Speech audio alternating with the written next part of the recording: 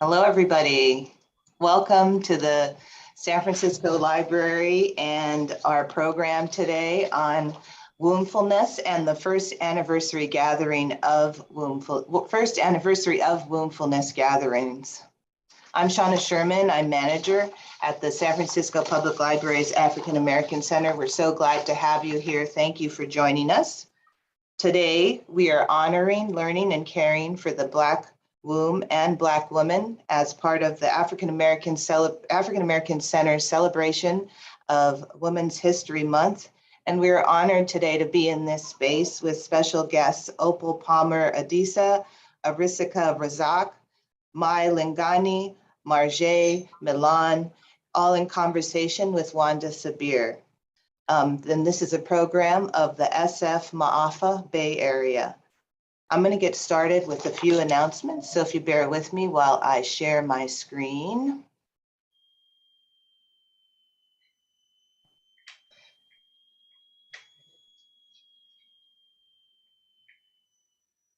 Alrighty, so thank you. We are broadcasting from the San Francisco Public Library, which is on Ohlone land, and the San Francisco Public Library acknowledges that we occupy the unceded ancestral homeland of the Ramaytush Ohlone peoples, who are the original inhabitants of the San Francisco Peninsula.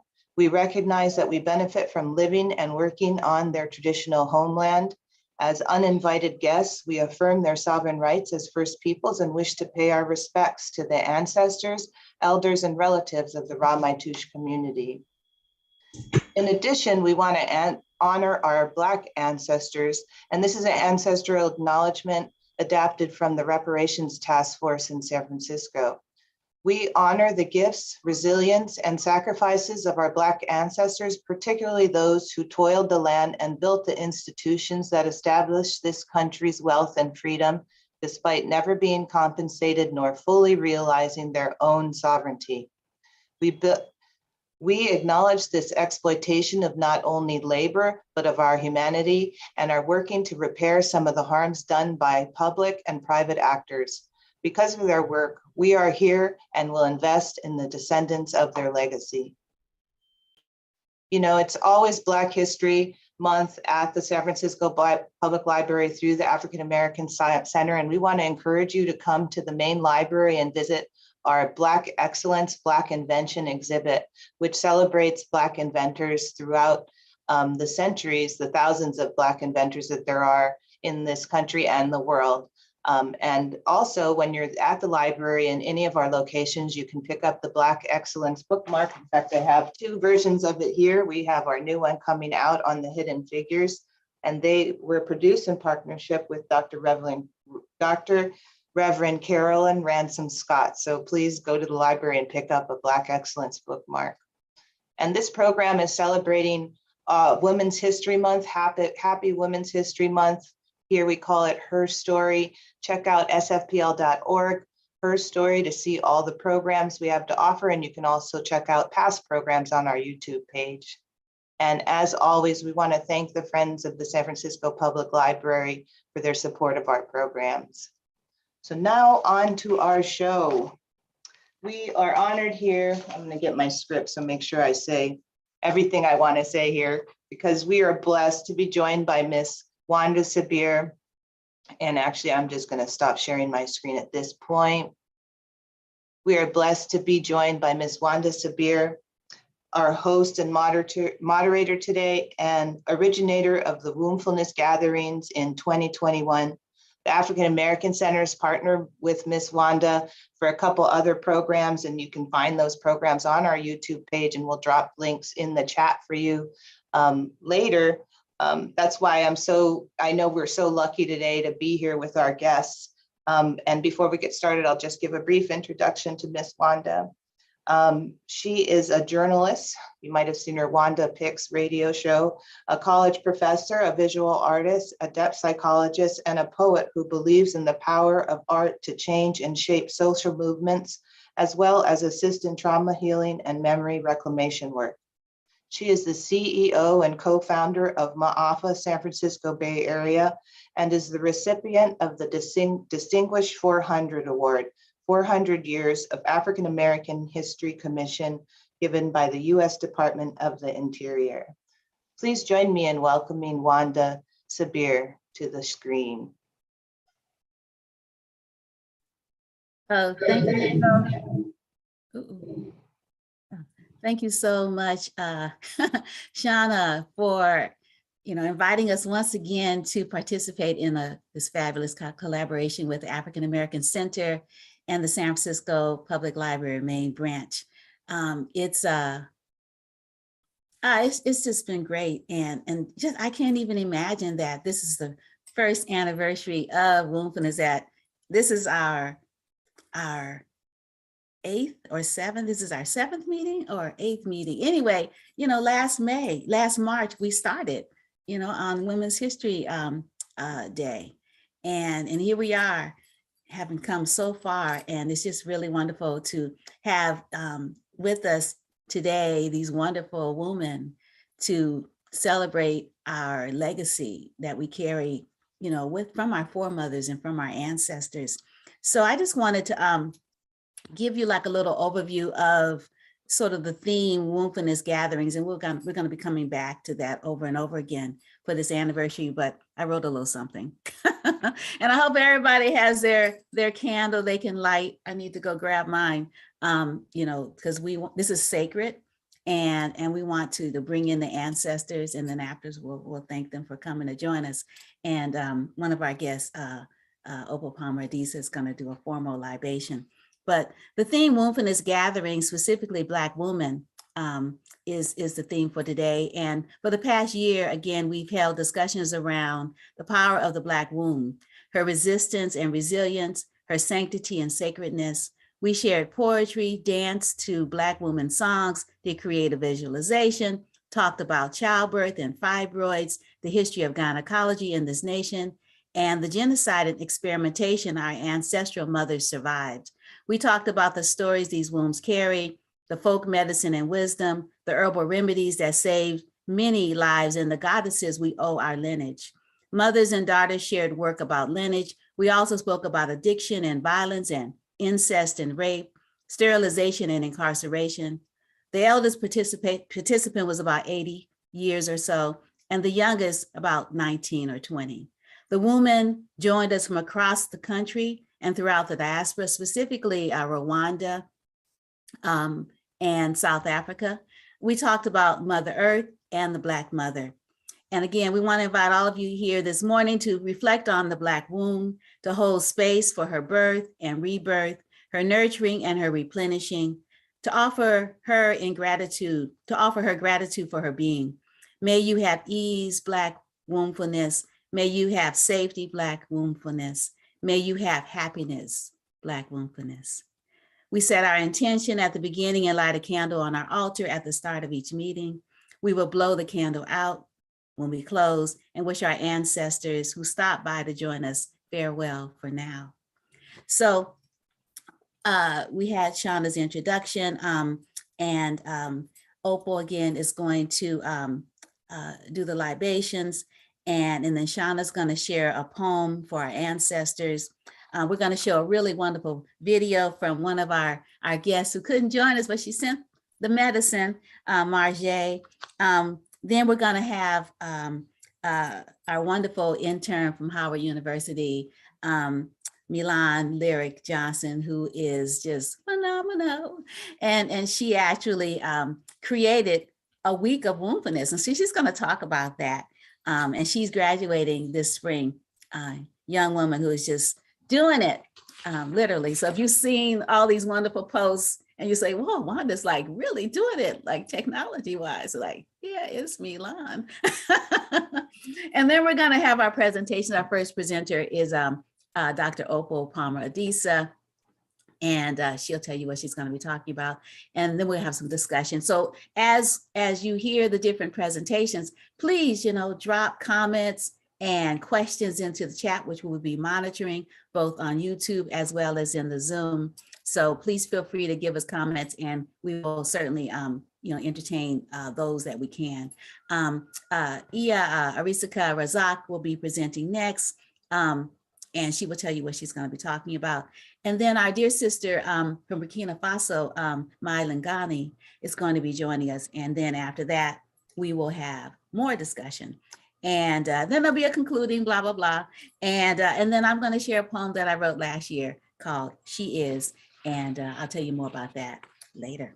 So, all righty. So I think, Opal, it's time for you to open the way.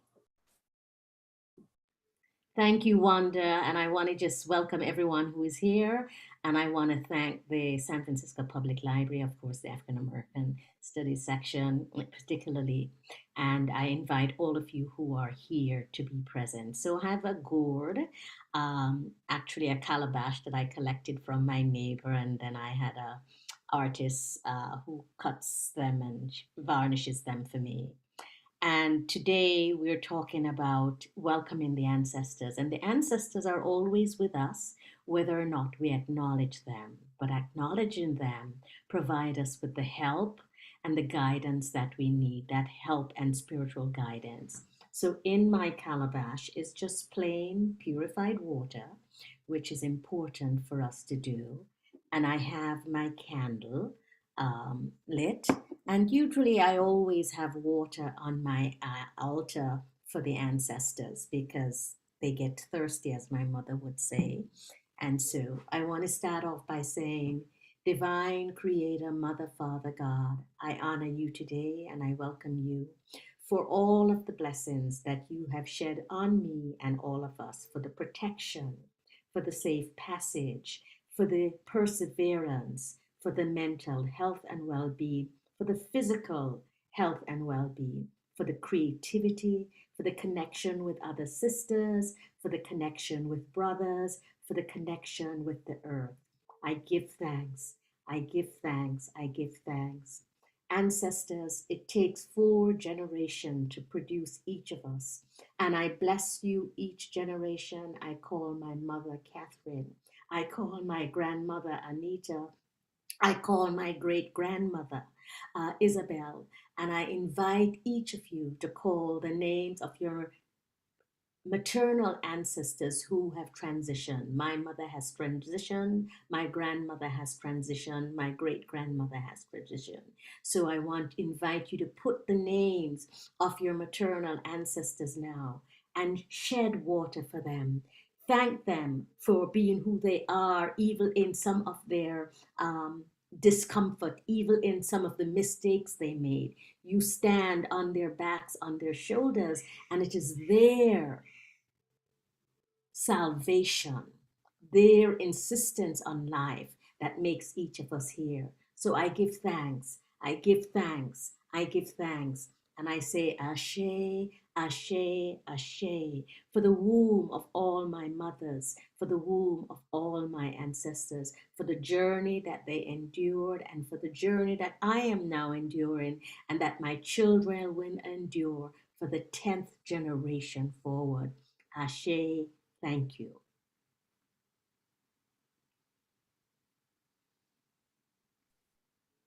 Thank you, Opal. Ashe, Ashe for the ancestors. And thank you for coming to be with us. So now we're going to continue with Shauna Sherman, who has these wonderful poems that she's been composing that are specifically inspired by our ancestors who were enslaved.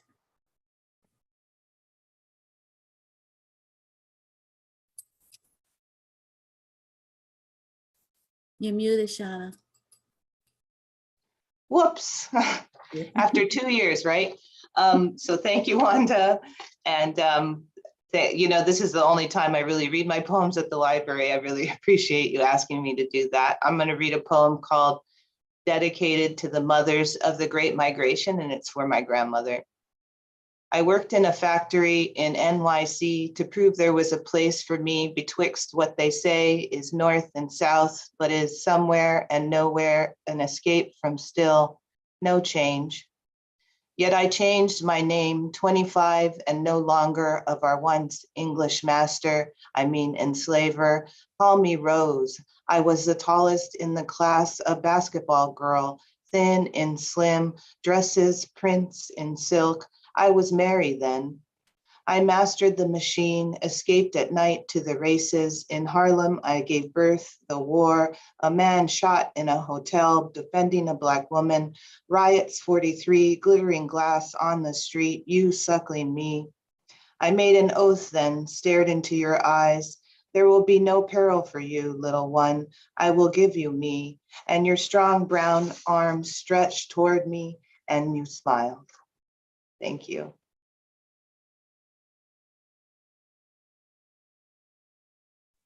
Thank you, Shauna. So now we have a video, Marjé's video. It's entitled Chasing Rainbows. And Marjé hails from Richmond, California, and she's a performance artist, a phenomenal poet and writer. And the Chasing Rainbows debuted in February, and it's available if you want to watch it again.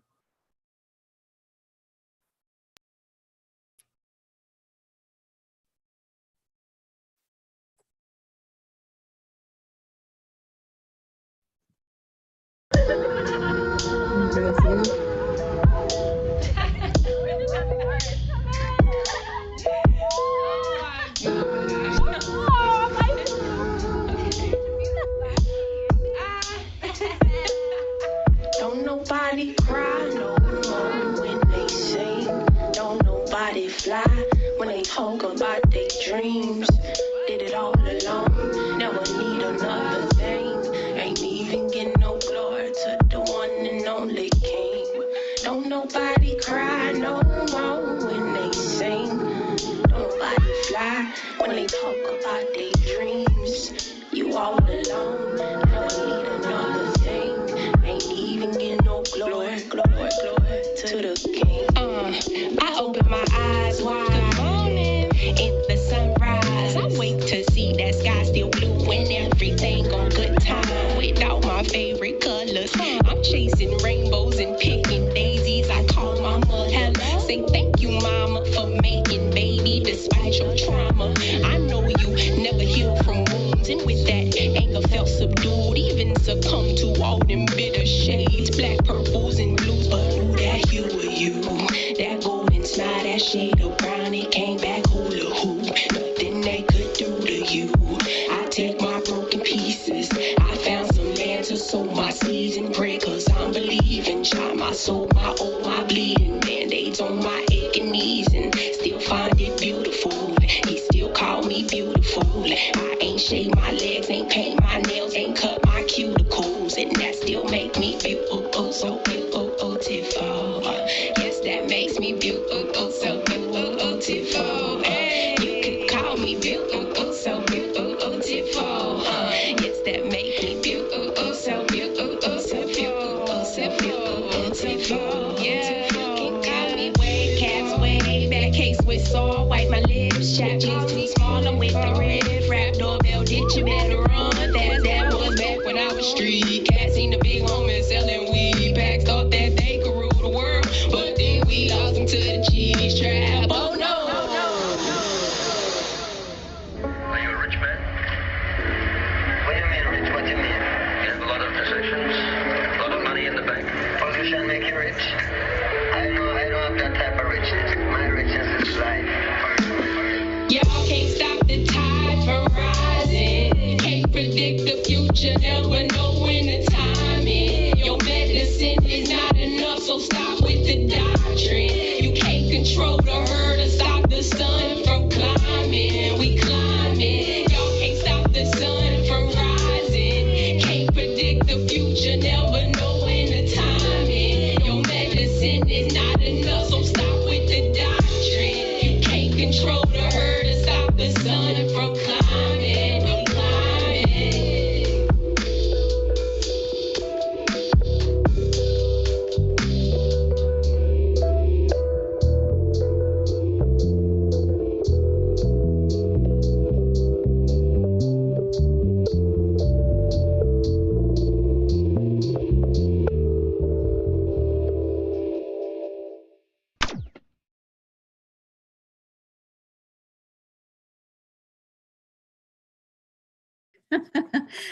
Thank you, Marjé. Chasing rainbows, chasing those shamare. Yes.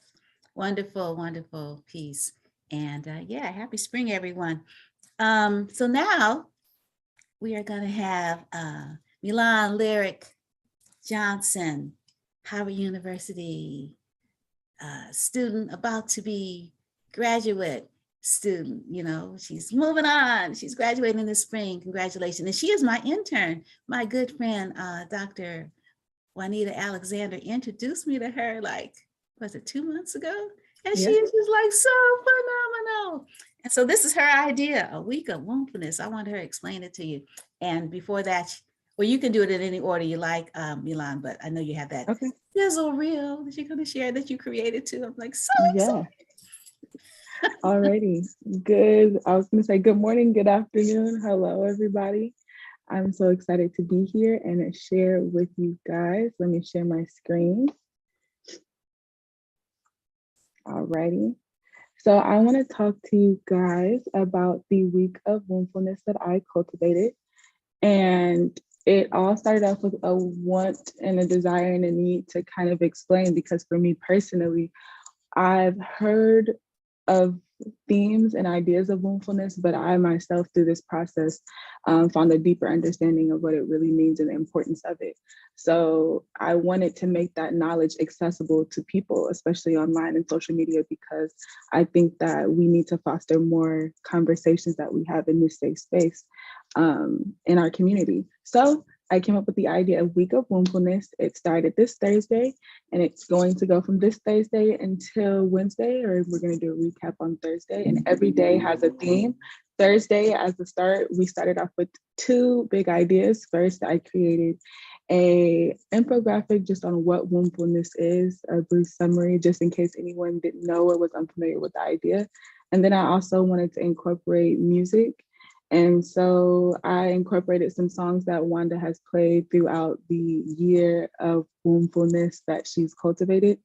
And all of the songs are curated by and created by Black women. So I thought that was important to emphasize. And then yesterday we had the presenter spotlight, where I created some information and just spotlighted the bios of the beautiful women that are going to be here and are here today. And tomorrow we're going to do a self-care Sunday, kind of just unwinding and decompressing and understanding how to transmute maybe some of the heavy energy that can come with unpacking what wombfulness really is. Monday, we have a reading list similar to the playlist, where it is for us, by us, created by Black women. And Tuesday is about empowering her story, especially because of the amazing people that we are doing this in partnership with. And we just wanted to highlight and give thanks and gratitude to all of the beautiful women that have supported wombfulness thus far. And then the last but not least, the last day is Write It Out Wednesdays. And it will be a curated list of journal prompts that have come up throughout this year that we can share with other people who may not have gotten to be a chance to be there in person, but can still enjoy the thought process and the introspection that is important in wombfulness. And that was my idea for the week of wombfulness. And now I would like to show you guys the reel that I made to highlight all the beautiful and amazing things that has happened thus far in this first year for the anniversary.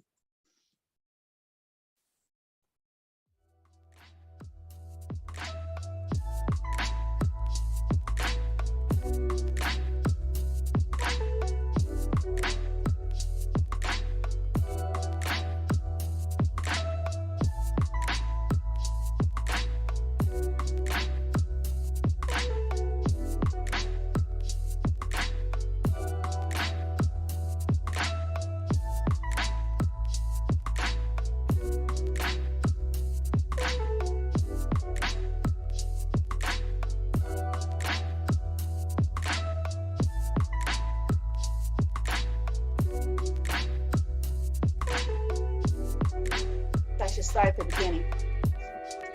I'm Wanda Sabir, CEO and co-founder of Ma'afa, San Francisco Bay Area, and I am the person that invited you to our first Wombfulness Gathering.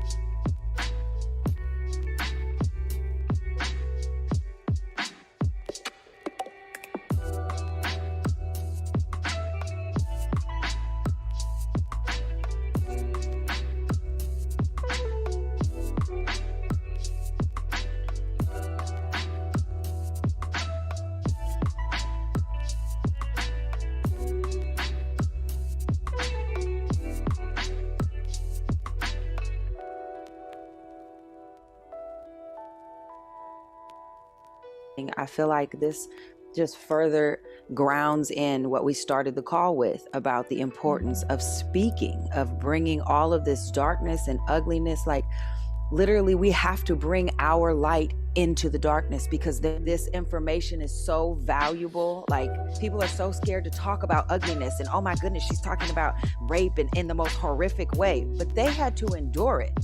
And you scared to talk about it, you scared to listen to it, but they actually had to go through it. We are the descendants of the women who had to experience these things that survived. Our ancestors went through all of this and survived.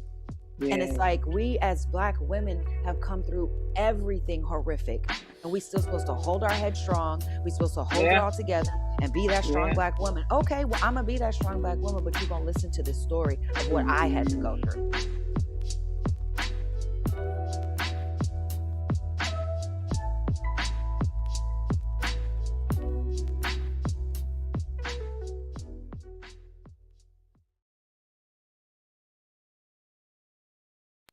Thank you.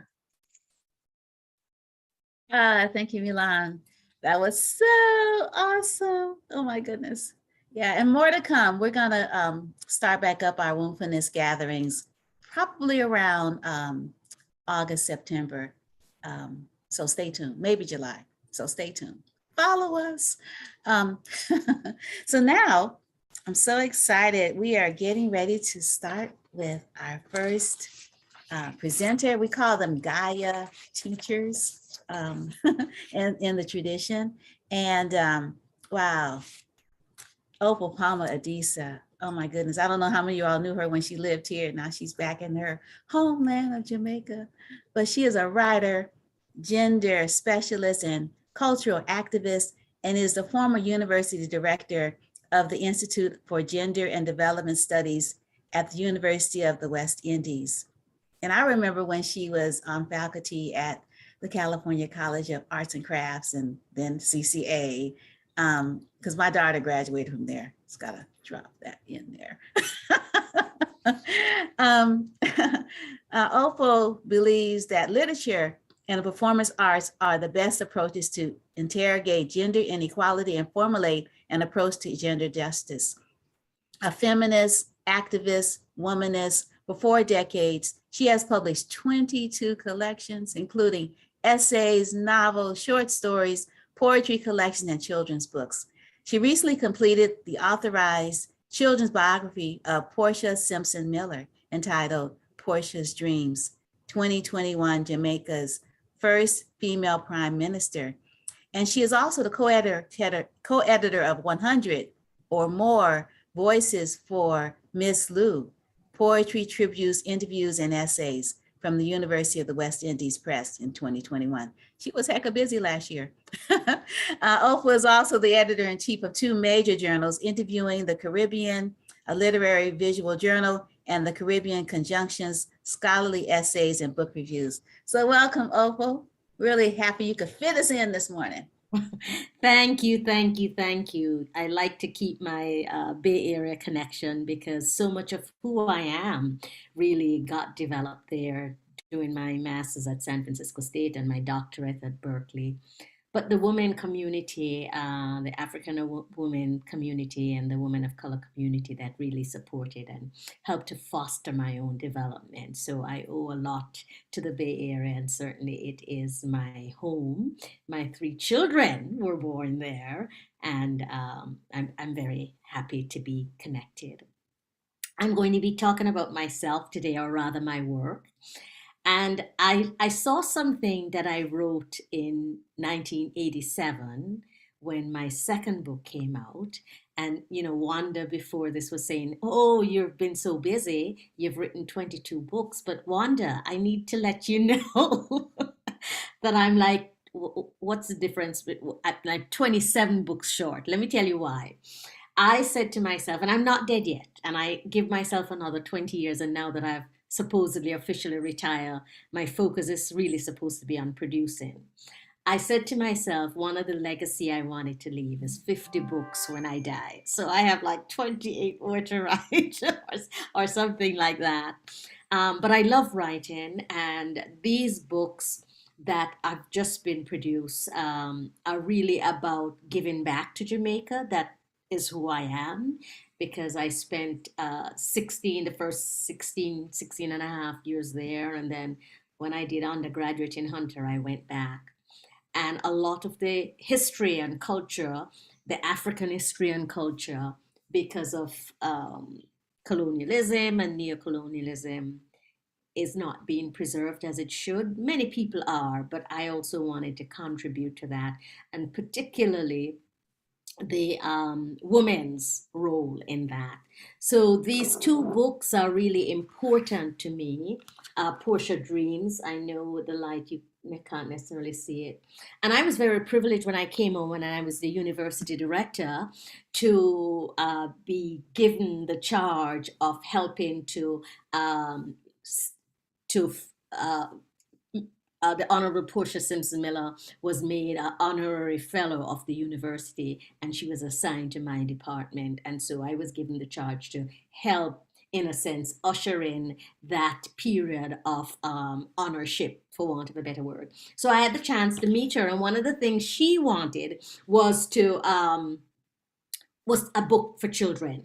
Vereen Shepherd, a colleague and a notable historian, is working on her adult biography. And so this book, illustrated very wonderfully by Wayne Powell, is a children's biography of her. And it starts, the first chapter is called Curious Portia. And I just want to quickly read the first paragraph for you. Her eyes followed the beautiful yellow and black caterpillar crawling on the leaf of the lime tree. Portia heard a rustle behind her and spun around to watch a mongoose dart into the bushes. She found a comfortable spot on the grass and lay on her back to gaze at the fluffy white clouds that floated across the sky, her face as radiant as a full moon. 5-year-old Portia was a curious girl, full of laughter and confidence. She noticed everything around her and enjoyed chasing after the chickens and goat. And one of the book is for young children, specifically in Jamaica and throughout the Caribbean, particularly children who grew up in very humble, for want of a better word, condition, like the former Prime Minister of Jamaica, who grew up in the very rural hills of St. Catherine. Her family was relatively poor. They had land, but they were poor. Her father was a farmer. And so this book really chronicles her development. And in fact, her community was so poor, there wasn't even a high school. So when she got to be the age of 13, she had to leave her village and live with an older sister who had moved to Kingston in order to finish her education. And I wanted young boys and girls to know, because this is true of the Caribbean, that with a dream and with perseverance, they can really become prime minister of their respective islands, but really they can become anything they want to be, given that they have the kind of love and guidance and support that they need to make that happen. And I was very privileged to not only meet and work and sit down with Mrs. Portia Simpson Miller, but she took me up to her home where she grew up. I got to walk the street and the path that she walked. I visited the school she attended. I visited the grave of her grandfather, and that section was also in the book. And I got to meet 2 of her siblings who also shared stories about her, and her nieces and nephews. So it was a real privilege. It is a real privilege for me. And this book is being sold to create scholarships. So the proceeds go to create scholarships for the Portia Simpson Miller Foundation. And more on it, it will be available on Amazon very soon and in other outlets. The other book that I'm very, very, very, very excited and proud about, that I'm the editor of, is 100 Plus Voices for Miss Lou. And when I came to Berkeley to do my dissertation, I had initially thought about doing a biography of Louise Bennett. Louise Bennett is a formidable poet, activist, TV personality, actor, folk ethnographer. And in fact, the Jamaican dictionary that Cassidy is credited for, Miss Lou very much gave him a lot of information in her research. And she has preserved the Jamaican culture, but even more important, she has helped to legitimize the Jamaican language. So editing this collection is really my way of saying thank you, Miss Lou, because it also is Miss Lou who allowed me to use the Jamaican language and the Jamaican voice in my own creative work. And so Wanda, it wasn't just last year. I started this in 2019 as a tribute to her centennial. And then COVID happened and everything else happened. And what was supposed to be a 200-page book is now 435 pages. And it's available at the universe. It's published by the University of the West Indies Press, and it's available on Amazon and other places. And in my introduction, and I'll just read a paragraph. I'm looking at my time. I don't want to eat up the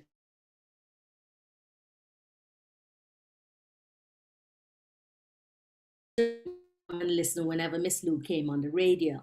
If we talk, she would shush us, putting her index finger up to her mouth for emphasis, insisting that we listen. She would be completely attentive to every word and pause, laughing expressions I did not understand. Sometimes my mother would burst into tears, and at the end of the program, she would shake her head and declare, "That Miss Lou is something else." She sure is something else. And so my memory of Miss Lou is also fed by my mother, as is my activism. And I remember, at that time in Jamaica, we only had radio, we didn't have TV. TV came much later and it was on for just a limited time. So Miss Lou is a part of my childhood that was cherished, and that gives me permission, because Miss Lou wrote all of her poetry in Jamaican syntax, in the Jamaican nation language. And so it's a tribute, both of these books are a tribute to formidable women that the world should know about and should celebrate. And so I'm grateful that I had the opportunity to do that. And then lastly, I want to talk about my new collection that really just came out, The Storyteller's Return. And when I returned to Jamaica in 2017, I said I wanted to write about what that return meant. And it was supposed to be a one-year project, of course. Obviously, it took more than a year, although it's been in production for a year. And The Storyteller is about home and memory. It's about the griot tradition, which is part of the Jamaican landscape. And what I want to emphasize is we need to record the stories of home. We need to record the memories as we remember them. And it empowers us. So one of the poems, and I call them poem stories, from the collection is called Accident. And people who know my work, there's a very famous essay of mine that has been anthologized a lot of times. It's called She Scraped Her Knee. Won't go into that because I'm run out of time. Accident. When you fall and scrape your knee or elbow, there is no alphabet to shelter home. You remember the night you, your sister, and mother were picking your way through a foreign road to reach a house that would become home. Your mother had gnashed her knee, blood streamed down her leg, pool at her feet. The heavy suitcase made the path zigzagged, so home seemed that much further. Grandma ran away from her father's home, built herself a roundhouse, planted crotons, and put up a triangular sign which reads, "This is Fimi home." And so the poems in this new collection is a celebration of home. It's a celebration of returning, which a lot of people think about metaphorically when they leave home, wherever that is, and they don't have the opportunity. And so I thank you for the opportunity to share these 3 new collections with you. I invite you to purchase them. And I'm so grateful for this event. Thank you, Wanda, and all of the other participants. Oh, thank you so much, Opal. I was wondering, I really like it that, you centered the conversation on yourself, and I want to invite, Arisika, to definitely, I don't have to invite you because, you know how to do this, but, certainly, we are women. So we're interested in, your own development. And so, I love the stories of home and the stories of growing up and being validated by these wonderful women, And also your goal of the 50 books is, it's good to have a goal. Yeah. So I was just wondering, that was my question, if you could talk a little bit more about your writing and how your writing helps you sort of investigate who you are, as a Jamaican woman of African descent. And then your homes, like literally around the various places you've lived for a very long time. I mean, they have all of your children in Alameda County in Oakland. You had a house down the street in West Oakland from where I lived, and now you're back home, like where the soil is, the dirt that, made the blood, made the bones that, carry you forward and back and around. So anyway, yeah, if you could talk a little bit about that, and then I'll certainly want Arisika to talk to you. Let me just say very quickly about this subject of womb and what was shared with regards to fibroids and Black women. I had fibroids, and the first doctor had prescribed a hysterectomy, and I wasn't going to go that route because that is a common route that is prescribed for Black women and women of color in the USA. And fibroids is a very common thing to Black women, and I think part of that has to do historically with the stresses and other things that we've had to endure, the disrespect, constant disrespect that we've had to endure as a result of slavery. So I was also very conscious and working with other groups of women, colleagues and friends, Black women who had fibroids, and some of whom the doctor had, the various doctors had suggested that. So this kind of setting is really important, and Black women and women of color coming together to heal is important, and documenting the kind of racist practice that has been done to us. The whole fertilization stuff that was done in Puerto Rico in the mid-70s that Angela Davis and others exposed. It's really essential that we come together and heal ourselves and know some of the issues. And it was because other Black women have talked about the exploitation and the violation of their bodies and their wombs why I didn't go that route. And my fibroids were dealt with without having to get a hysterectomy. So I want to thank them, all of them out there, and thank you for continuing this work, number one. Okay, my work. I've always known I was writing, but I was always an activist because that's who my mother was in our community. I grew up on a sugar estate, and we call it estate here in the US, it's plantation. And my mother, who was privileged, she was the executive secretary and manager of the estate, always fought for cane cutters and helped to start one of the first credit unions for them. And at 13, I was going with her to the Spanish Town Hospital as a volunteer with Red Cross. So who I am is not an accident, you know what I mean? I have to thank my mother for that, who died 3 years ago. So I call out Catherine James. To leave testament of who we are and what we've been about, which is why for me, writing is so important. And my very first collection, Bakeface and Other Guava Stories, were about 4 rural Jamaican women who would never have had the opportunity to write their stories. Now, some of it was based on observation, some of it was based on stories I heard, and some of it were stories I made up. But that has been my goal. My work is always about giving voice and expanding and exploring the African Caribbean diaspora and our connection and our experiences and our triumphs and our struggles. I believe that we are here not just because of the suffering, but we are here because of the love. And sometimes we don't emphasize that enough.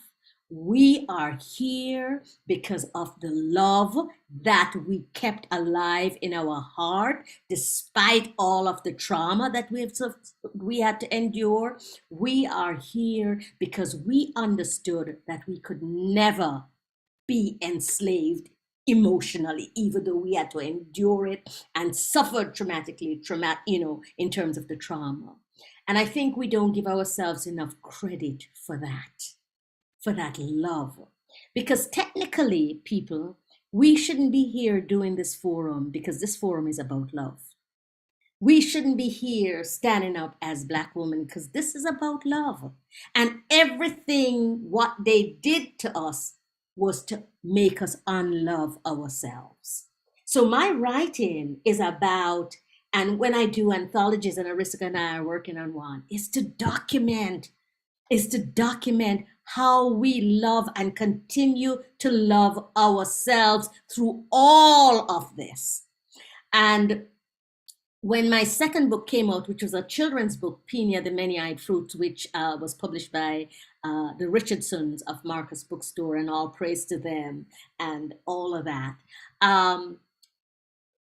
you know, I decided that I wanted to leave a legacy. And there's so many stories, none of that come home in Jamaica that needs to be written. You know, if I live for another 2 years,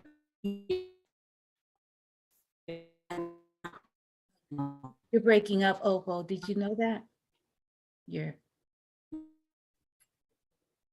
frozen. one, You're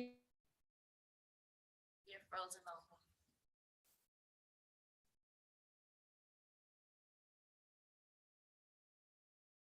Still frozen.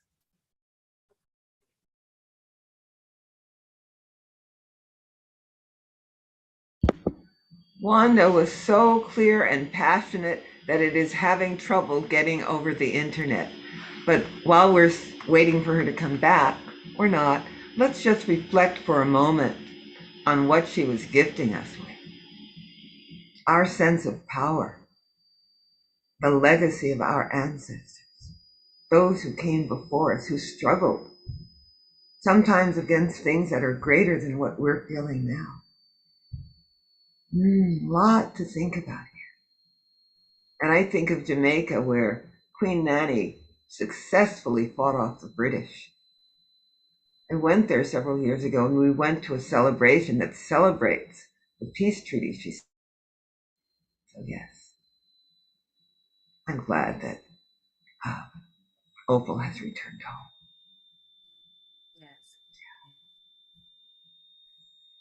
Yes. Well. Is he trying to join us again?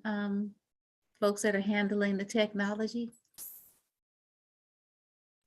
I believe so. She left and she should be coming back shortly. Okay.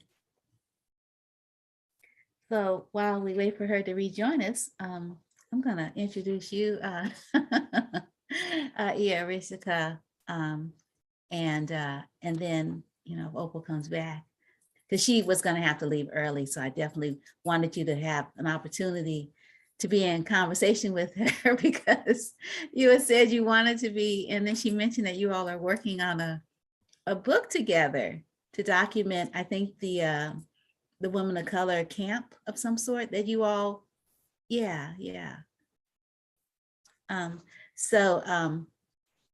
Arisika Razak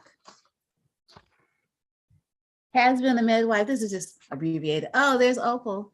Cool. Come on back. Unmute yourself. Unmute yourself. Yeah, I was saying, I was talking and then I just got kicked off. So I'm on my phone now. I don't know what happened and I don't know how much of what I said was her. Oh, well, you were talking about, you know, we weren't meant to survive, and that it was about love and how we don't give ourselves credit. And yeah, it was really beautiful. And then your good friend and my good friend and, you know, wonderful woman here in the community and scholar, Arisika was saying, let's meditate on it for a minute. So we've been meditating. But I wanted Arisika to be able to, you know, ask her question or comment, because she recommended, she said that she wanted to be in conversation with you. So let me let you have that conversation. So Opal, you gave us so much to reflect on. And I thought about the labor of creation that goes into a book. I thought about the labor of children. I thought about your return home, and I think of you now as a gender justice warrior. And our women of the African diaspora have always been warriors. So could you speak maybe a little bit about that transition from Oakland to Jamaica and what's different, and a little bit about the anti-gender violence work you're doing? That would be great. All right, thank you. So I'm I'm hearing hearing an an echo. echo. I'm I'm not not quite quite sure why.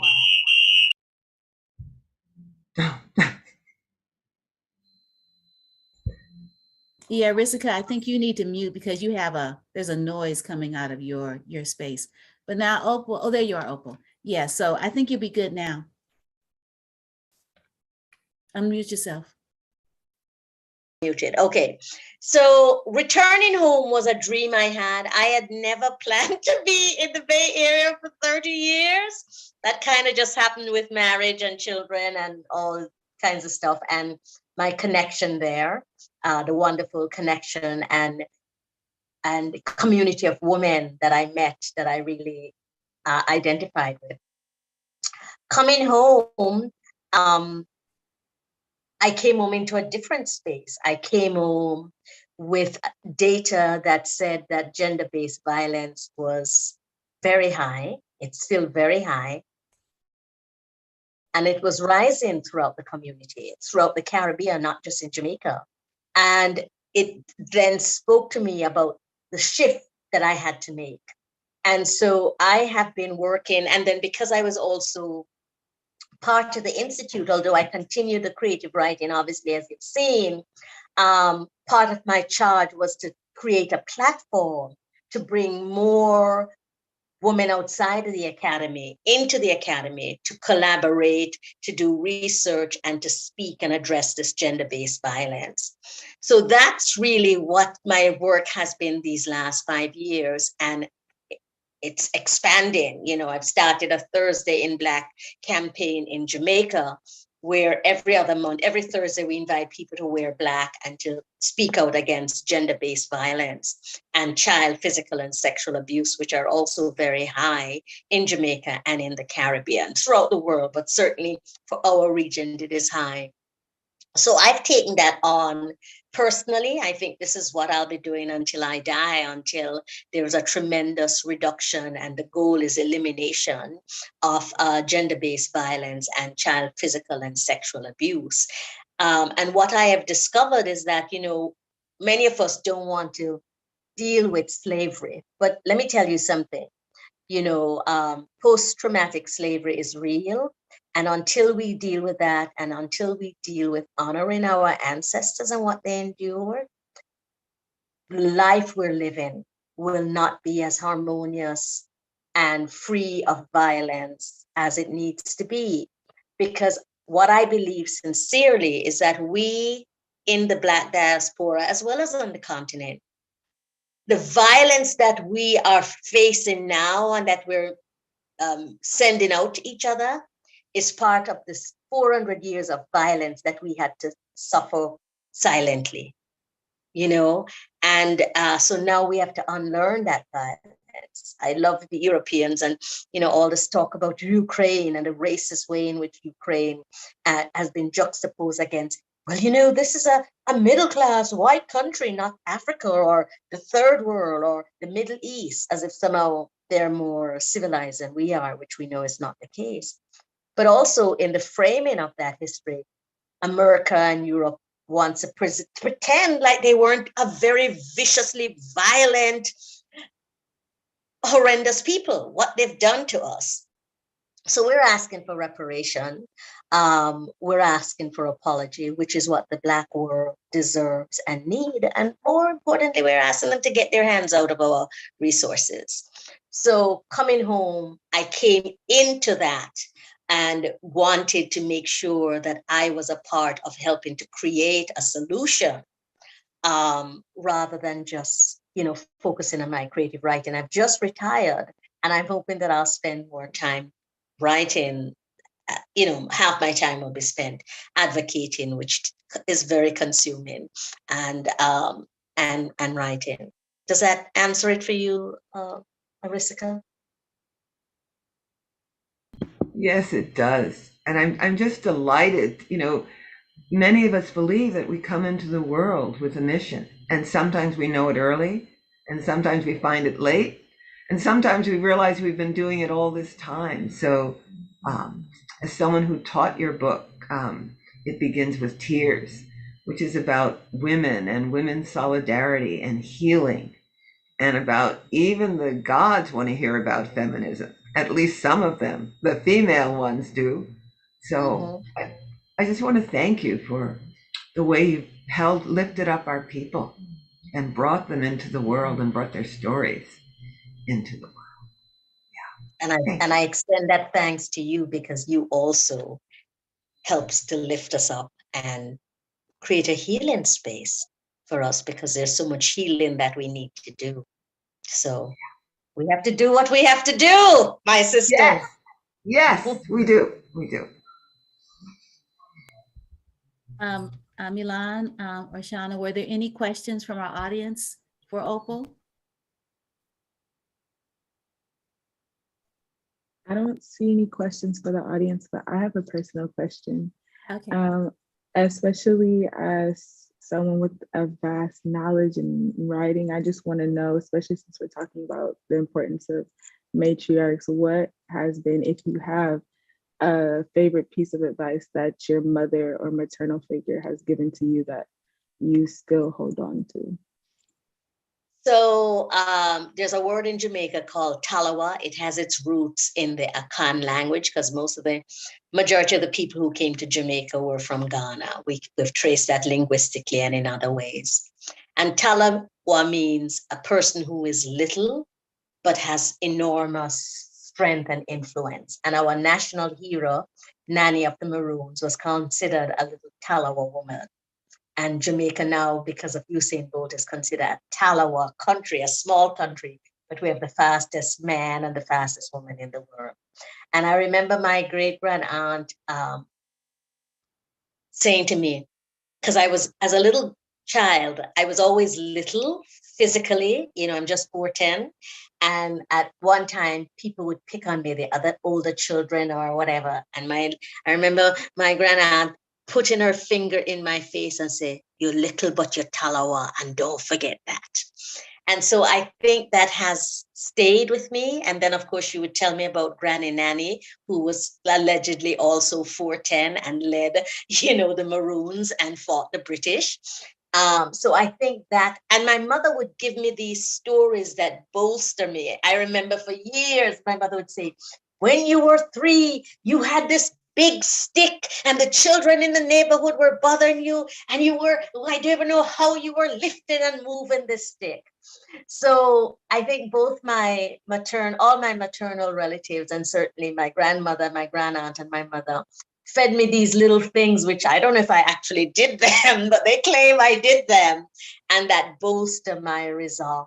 But is also having that matrilineal heroine, Nanny of the Maroons, who didn't physically look like me, but was physically small, and was a Black woman, that I think has helped me to move around the world with unmitigated audacity and the belief that I can and I will and I must make changes wherever I go.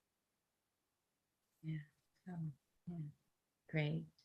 Do you have any closing words, Opal? No, just that we as Black women need to support each other, and we need to record, those of us who can record, whether it's written, music, visually, in whatever medium, record the stories of our female ancestors, because so much has been lost for us, and we want to make sure that it's not lost for the next generation, that they can build on it and expand on it. So that's my advice. Record the stories in whatever medium works for you. We do have a question from the audience. Oh, okay. It's do you feel that PM Portia will help you to shift the gender and child violence environment in Jamaica? Thanks for that question. I'm hoping so. And that's a really important book. And this year we're celebrating 60 years of independence. And a lot of people had misgivings about Portia because she came from a small rural community. She was the wrong class, in the British system, we're still very class conscious.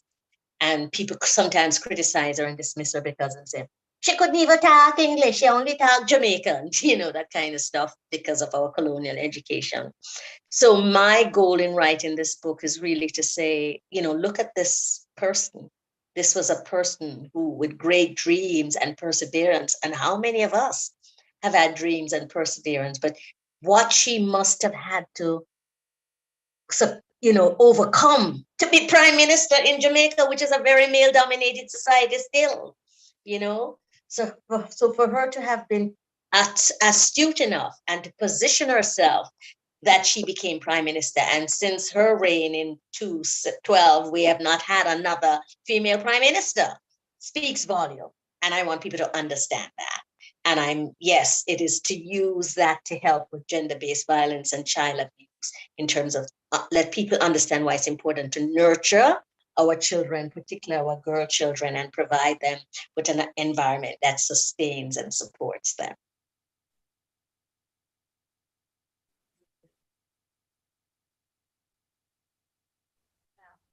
Thank you so much, Opal, for joining us in this conversation, and looking forward to reading your books, the ones that are available and the ones that become available soon. And congratulations on 27. And looking forward to, hopefully I'll be around to celebrate with you the 50. And thank you so much, Arisika, for mentioning It Begins with Tears. I remember that book. And I remember your first book. I think I actually have both of those.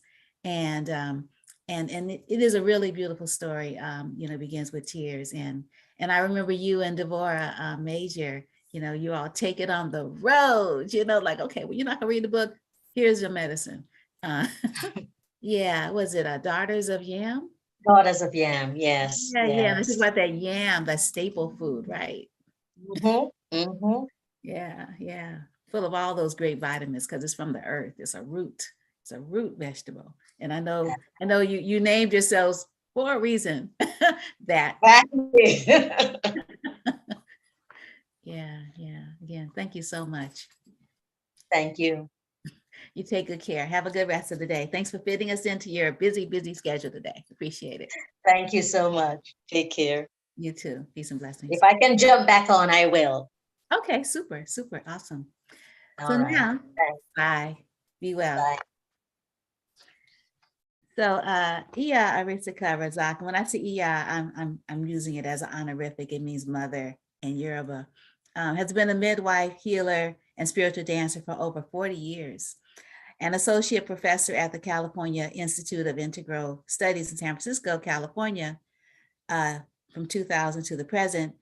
She is a regular contributor to books and journals and presents on the subjects of diversity, equity, and inclusion, and the spiritualities, creativity, and resilience of peoples of African and the African diaspora. She is currently core teacher at the East Bay Meditation Center in Oakland, California, which had a really wonderful meditation for spring, which I was trying to do both, but it's like focus Wanda. But East Bay Meditation Center is a great place for you to visit. And so you need to look it up if you don't know it. It's a wonderful space, particularly for people of African descent and other non-white ethnicities.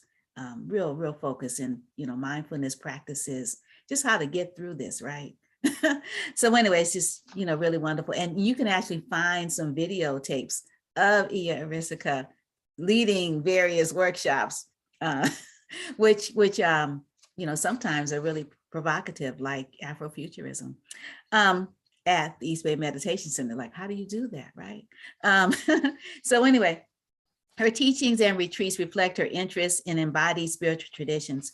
Her film credits include Fire Eyes, the first full-length film on female genital cutting by an African woman, Alice Walker, Beauty and Truth, and Who Lives, Who Dies, a PBS special on health inequities.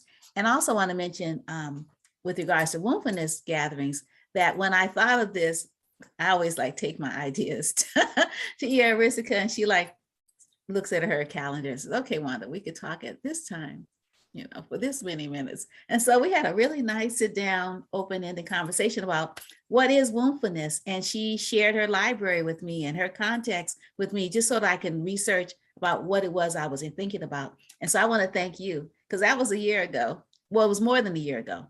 And you see where we are now. And, it's because of your support, that I'm able to do the kind of work that I do, and these ideas that come to me is because of the support from people like you who, I call on to ask for assistance, that I'm able to be successful. And I want to thank you publicly for being one of my guides.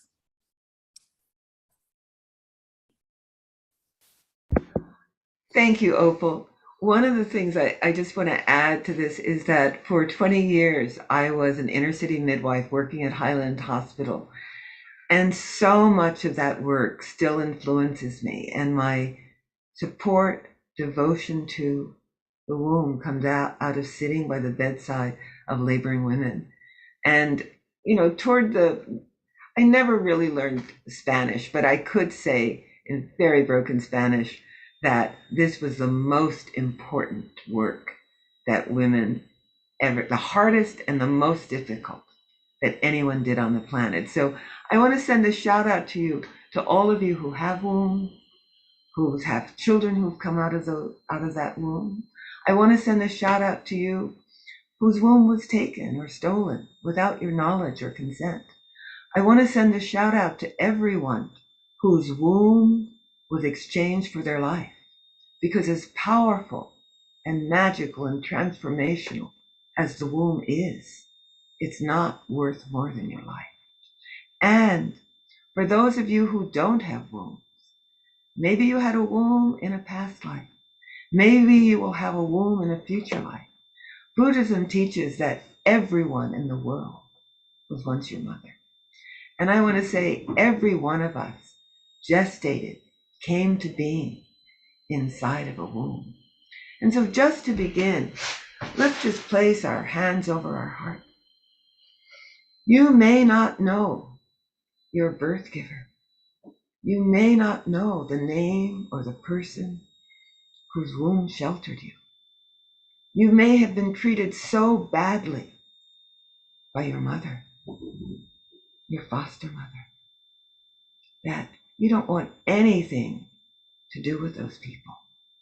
But what I want to ask in this moment, whether you have a womb, had a womb, or don't have a womb, that we just take a breath and we honor the womb that carried us. We honor the bones that our developing body was cradled in. We honor the fact that we are a mammalian species, that we come to life in the body of a womb, that we exit those birth waters pouring out onto Mother Earth, and we take that first sip of her breath. Honor and praise to the womb that carried you. Honor and praise to the womb that sheltered you. Honor and praise to the wombs of those all over the world, to the women who are carrying babies.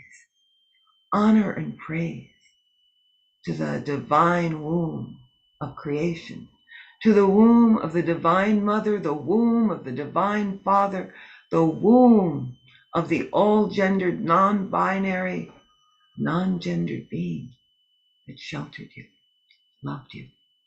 Even when those on the planet could not hold who you were.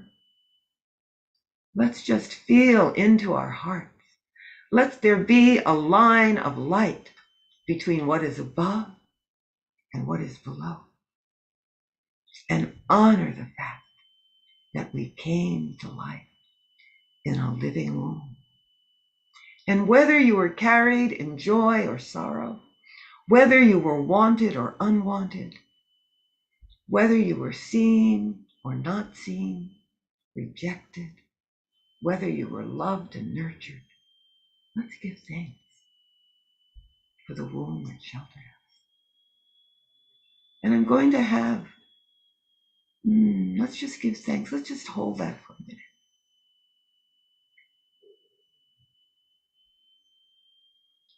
I'm going to begin with some movement. And I want to say that each of you is the expert on your own body. So if I say, roll your shoulders, and you have an old shoulder injury, if I say bend your head, and you know your neck is one of your fragile areas, if it's difficult for you to stand, you are the expert on your own body. So I want you to do what you can. If I say lift the arm, maybe the only thing you can lift is a little bit of the shoulder, and that's fine. Maybe this is not a time you want to move. You can imagine the movement, the same areas in the brain light up. So I want you to listen to my voice, to follow as your body wants to follow. And so I will begin just with this moving of the arms, just gently, feeling all that's involved as we move our shoulders. And we can make this movement bigger, bringing in our hands. And if you're going one way, let's go the other. And just notice what's easy. Do you hear some popping? Are you fluid? Are you limited? I've got touches of arthritis. And even though this isn't always easy, I do this movement because it keeps my joints supple. Let's place our hands over our hearts and let's open the heart of compassion. Let's gently close the doors of the heart so that we take in what is meant for us. We open the doors of the heart. We take in the energy from above, bring it to the heart. We take in the energy of below and bring it to the heart. We open the heart and we close the heart. We open the heart and we close the doors of the heart. The heart is always open, but sometimes we need a little shield. I'm not talking about that 4-foot thick steel door that some of us believe we have to keep closed. We can open the heart and we can gently close the doors of the heart. And I want to ask you now, just gently bring your chin to the chest and let your back just gently bend forward.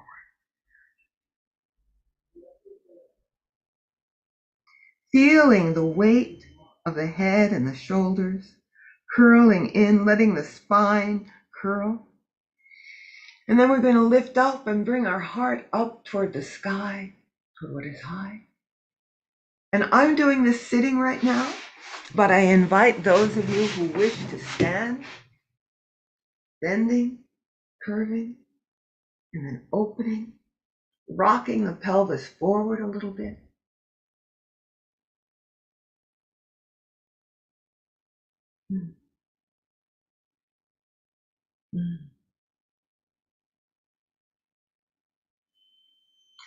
And now I'm going to invite you to put your hands on your hips, and we'll slide one way and then the other. And again, you can do this sitting or standing. You can do this in your mind's eye. And we're going to go now into a gentle circle. And you might want to imagine that you are the moon orbiting the earth. You are the earth orbiting the sun. You are stars dancing around each other. And if you've just gone one way, we're going to go the other.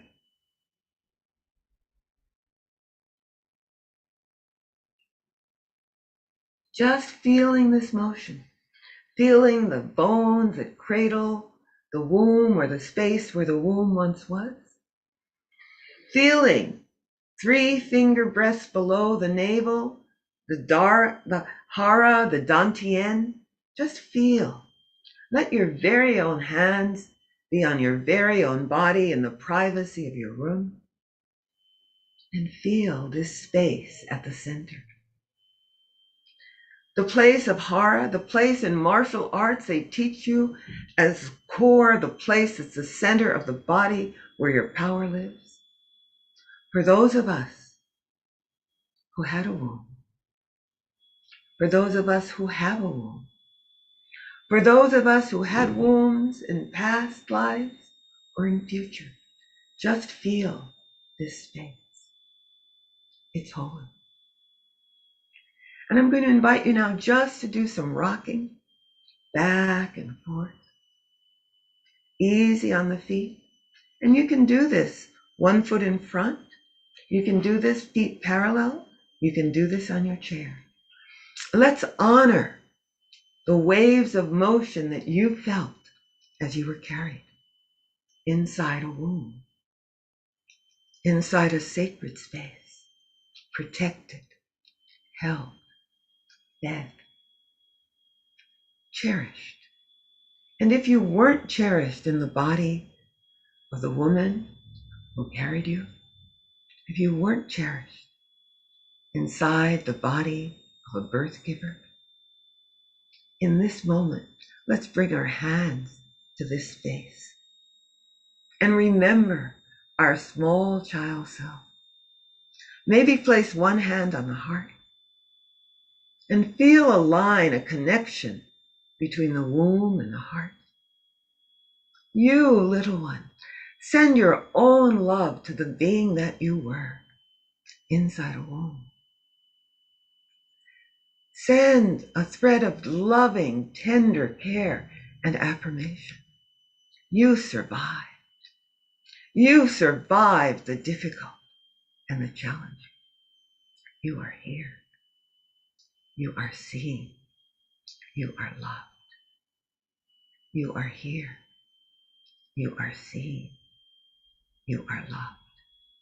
And whether this space holds a womb or not, just send your love to this place of creation, this place of developing new ideas, new thoughts, this place that gestates books, organization, love, children.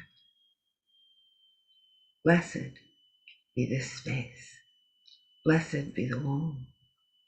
And I want you to imagine now that there is a connection from your navel, and it goes all the way back to the womb of creation, all the way back to the Divine Mother, the Divine Father, the Divine all-gendered, non-gendered, non-binary being. Feel yourself rocking in the night sky womb. Feel yourself held in the arms of the divine. You are cherished. You are seen. You are honored. Feel the divine take you in their arms. See the baby. See the tiny fingers and toes that will be you. See this infant self held with ultimate love from source, from the higher self, from your higher power, from that which is greater than you, the womb of nature, the womb of spirit, however it is.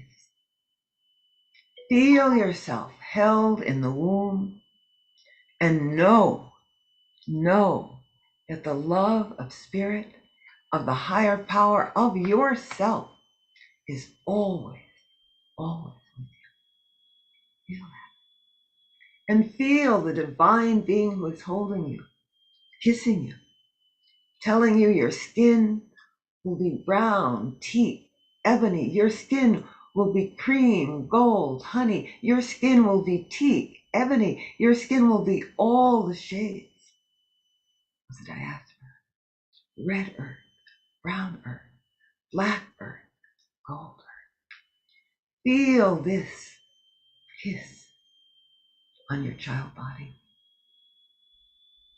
Know that you are blessed and that you will be given everything you need this time in the world. And feel yourself descending and descending and descending and descending until you come to the womb of the birth mother, the birth giver. And that you exit that womb and come into the world. It's cold. It was warm inside the womb. The silent, the all around you sound was muted. Suddenly, light, sound, cold, energy. Take your very own hands, rub them together, generate some heat, and just hold this infant self in your body. Look down at this child that you were. Let them know they will survive their difficulty. They will be loved. They will be seen and honored. They will grow up into a body. And they will receive what they need to get through to the hard times. They will receive what is necessary. And at this point, I want you to try standing again. Maybe see we've honored and welcomed a child. Looked at her, his, their face. Extended the love of our heart. Felt the love of spirit and earth. People, let's rise. Let's reach out our arms and gather the chi of the heavens, gathering the stardust, gathering the light of the star that shone brightest when you were born. Gather the chi of what is above. And let it percolate down to your crown. Let it come through the face and the skull bones. Let it wash away any holding in the neck. Let it come through your shoulders, down through your torso, wrap around your tailbone, come into the life-giving area of the pelvic crescent. Let this great starlight cleansing away all doubt, all shame, all fear. Let it percolate down to the space of the womb, or where the womb once was. Fill this abdominal area, the hara, the danti end, with the chi of what is above. Fill the womb with light, healing energy, transformation. Draw the energy of what is above down to this sacred holy space. And when it is filled with light and healing, bring this energy down through the thigh joints, down through the thighs. Let it wrap around the knees, go all the way down to the feet, and fall into Mother Earth. Some of us in this moment can bend to gather the energy of the earth. Some of us just let our hands drop down and feel the energy that streams up, the strong, powerful energy that pulls and pushes the shoot of grass through the concrete. Draw in the strong, transformative, sustaining, composting energy of the earth. Let it rise through your feet. Let it rise up your calves and knees.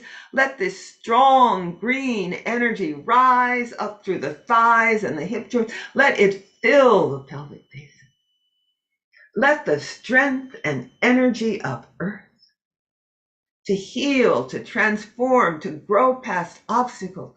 Let it fill the space of the womb, the space where the womb once was, the space of transformation and generation and creativity. Let it fill the hara and the dantian. Let this energy rise. Let it fill the space of the pelvis. Let it caress the bones of the pelvis. Let it caress the hip joint. Let it heal and transform and compost what is not needed. And when this area is full of this green light, let the energy rise and rise. Let it surround the tailbone. Let it rise up through the torso. Let it rise into the heart and fill it. Let this energy flow through the shoulders, down the arms. Let it rise up, washing away anything that blocks your speaking your truth. Let the divine energy of earth rise. Come into your face and skull bones, caress your scalp, and let it flow up to what is above. You are a child of earth and sky, matter and flesh, soul and spirit.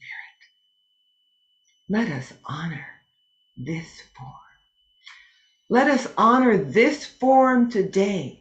Whatever has been lost or taken, whatever has been stolen, whatever abilities and disabilities you are dealing with,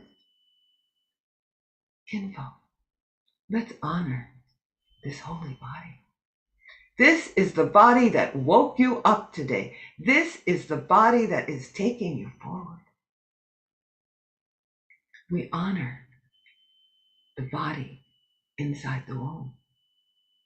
We honor the body that came to full term or part term. We honor the body of the infant and the child. May you be cleansed of all that you did not choose. May you be healed of all past traumas. May you be healed of all future traumas. May the energy of life sustain you. Claim your adolescence. May you be free of all that was taken from you. May you be free of all harm and trauma.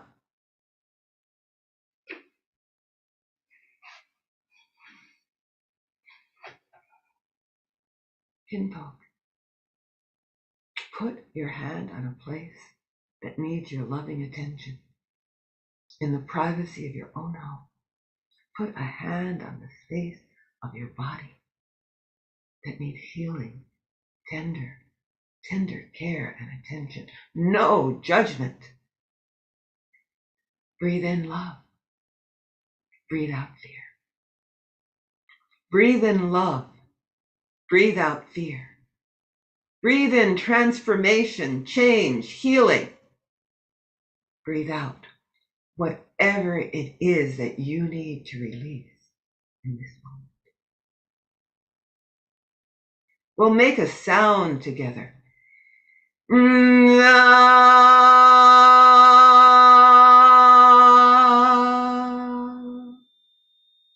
I release what is not in harmony with my highest self.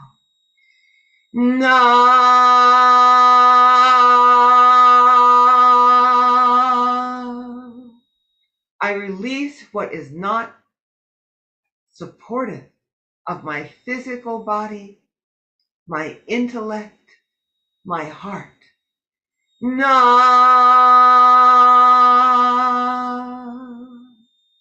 I offer to Spirit all that I do not need.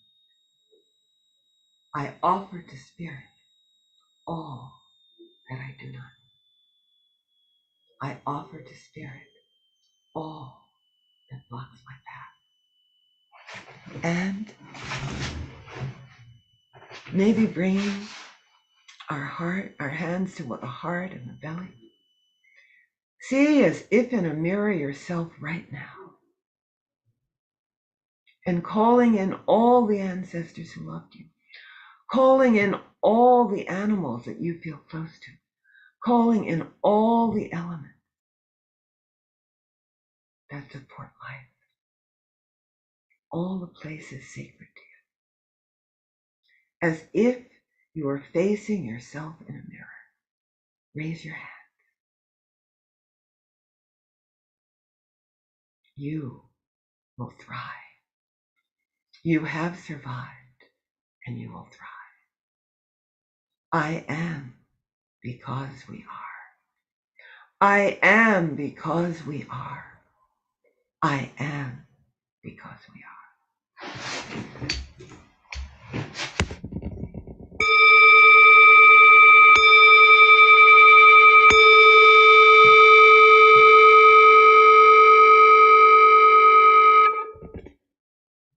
Thank you, kinfolk. Thank you, Wanda, for inviting me.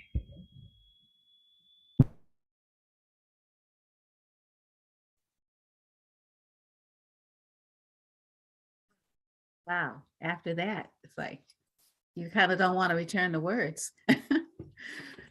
Hmm.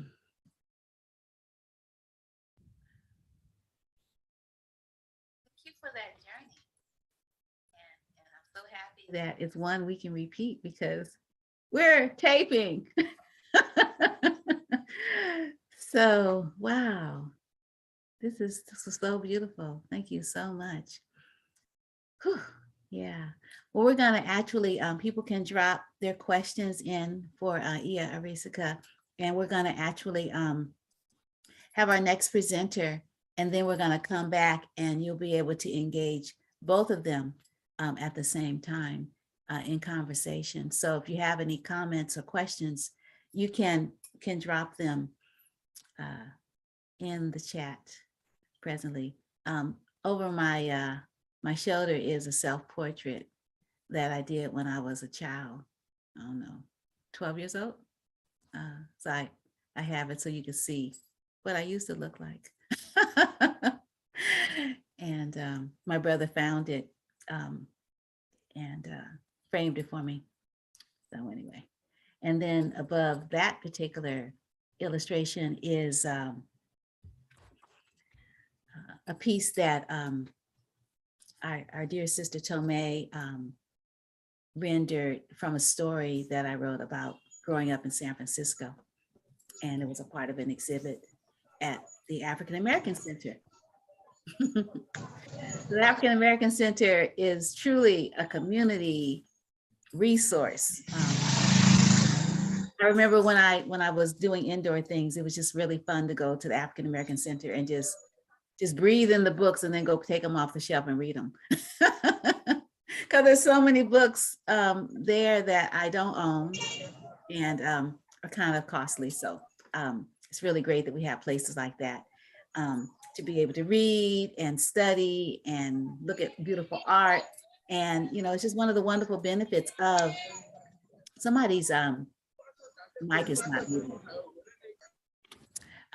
Yeah, it's one of the wonderful resources that we have by having public libraries, and we shouldn't take that for granted, because for our people, we couldn't always go to libraries. They were public, they were tax supported, but Black people couldn't use them.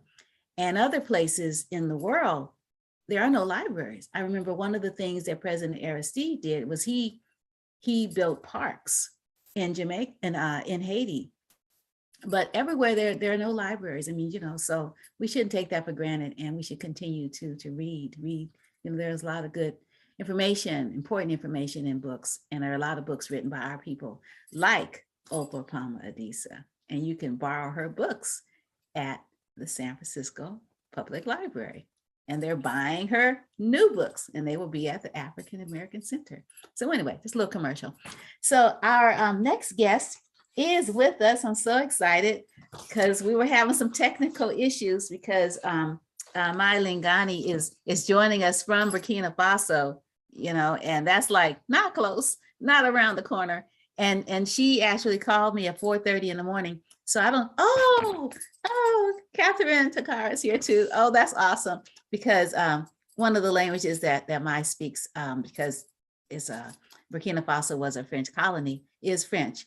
And I wanted to make sure that she could be, you know, eloquent and not try to figure out how to talk to us in English. So Dr. Takara in Hawaii, like we're like totally diaspora here, is going to translate Maï's responses to us so that, you know, we get all the nuances of what she shares. And so anyway, I'm going to read her bio first. So Maï Lingani professional career began in 1994 in the Ivory Coast, a country where she lived into adolescence, with training in theater and then dance at the National Institute of Arts and Cultural Actions in Abidjan. With this academic experience, she perfected her talent working in several groups as chorister, dancer, and singer. She has participated in various musical competitions, such as the famous Ivorian television musical program, Podium, and since has performed regularly as a solo singer in collaboration with other musicians in performances around the world. She is going to talk about two associations that she is actually the president of. And oh, and by the way, she's been so busy traveling, you know, with doing music and because she's also a singer and dancer. And so I'm really happy, Maï, that you're able to join us today.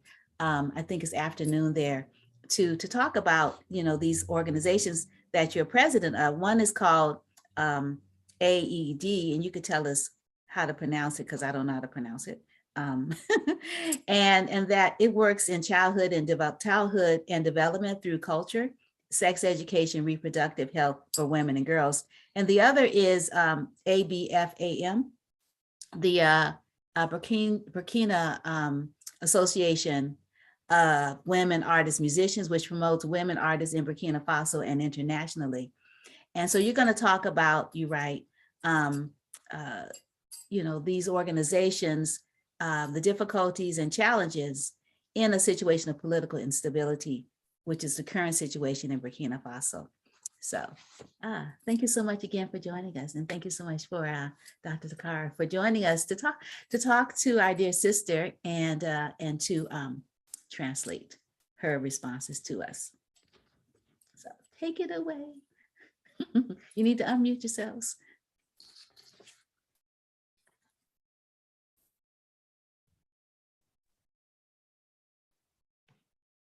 I'm not quite sure how the translation thing will go, but I'll do my best. Okay, sure. So Maï, you want to, oh, there you are. Okay, cool. Allô? Hello. Oui, bonsoir à tout le monde. Hello and good evening to everyone here. D'abord, je m'excuse pour l'éclairage de l'image parce que je ne suis pas dans une maison et je suis au Togo actuellement, qui est un pays de l'Afrique de l'Ouest. Et je suis là pour un festival où j'ai déjà joué hier. Voilà, et là, nous sommes du coup dans un village quelque part. Et donc, je suis assise dehors et je vais vous faire vivre le village, un des villages de l'Afrique en live. Voilà. Wait.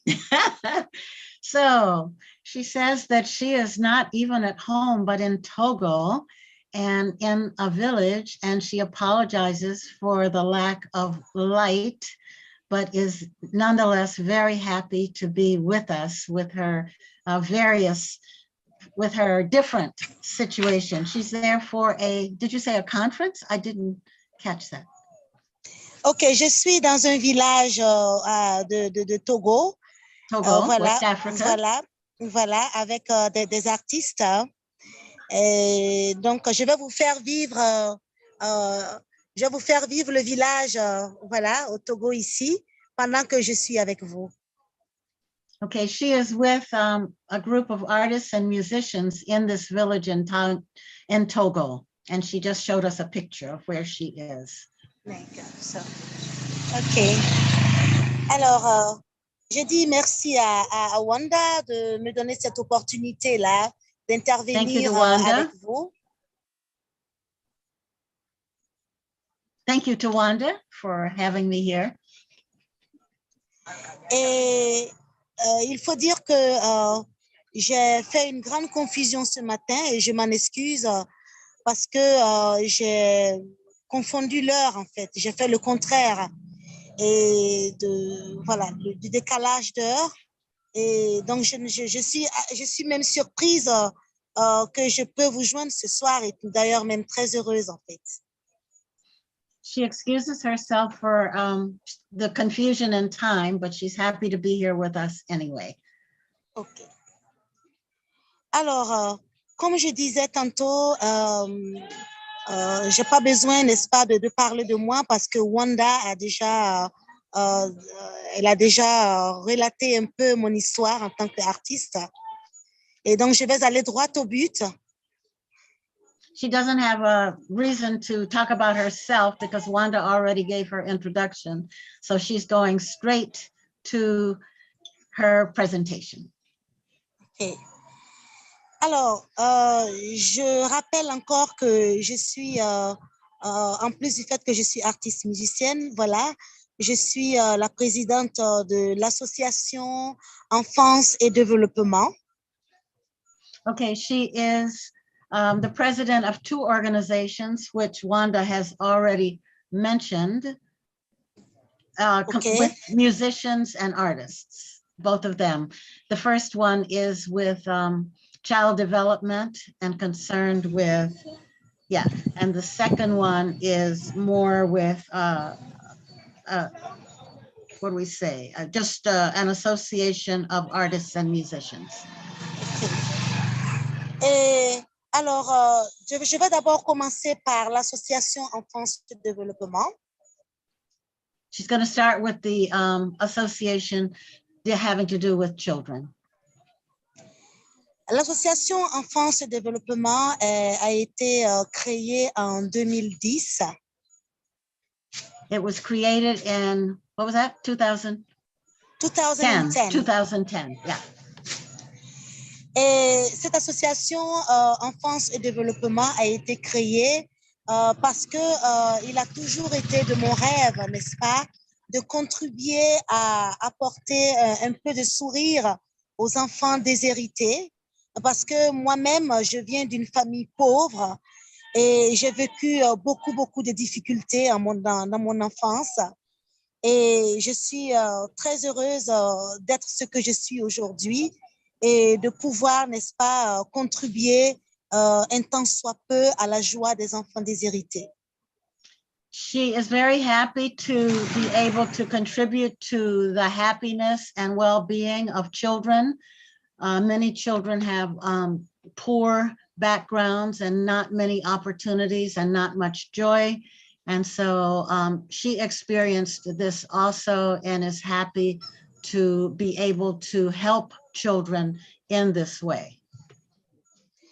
Alors, cette contribution, n'est-ce pas, me permet aujourd'hui de pouvoir réaliser, n'est-ce pas, un festival dénommé Beobiga, c'est en langue morée, c'est dans une des langues du Burkina Faso.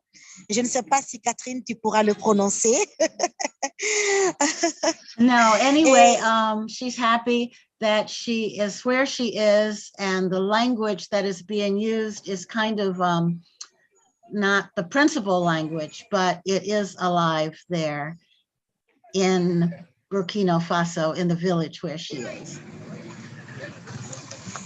Et à travers un événement, à travers un festival, nous récoltons des fonds et des dons à l'endroit des centres d'accueil d'enfants démunis et à travers la musique. Okay, at the conference where she is, they are using the language there to express and bring together musicians and artists at this particular festival that is taking place now.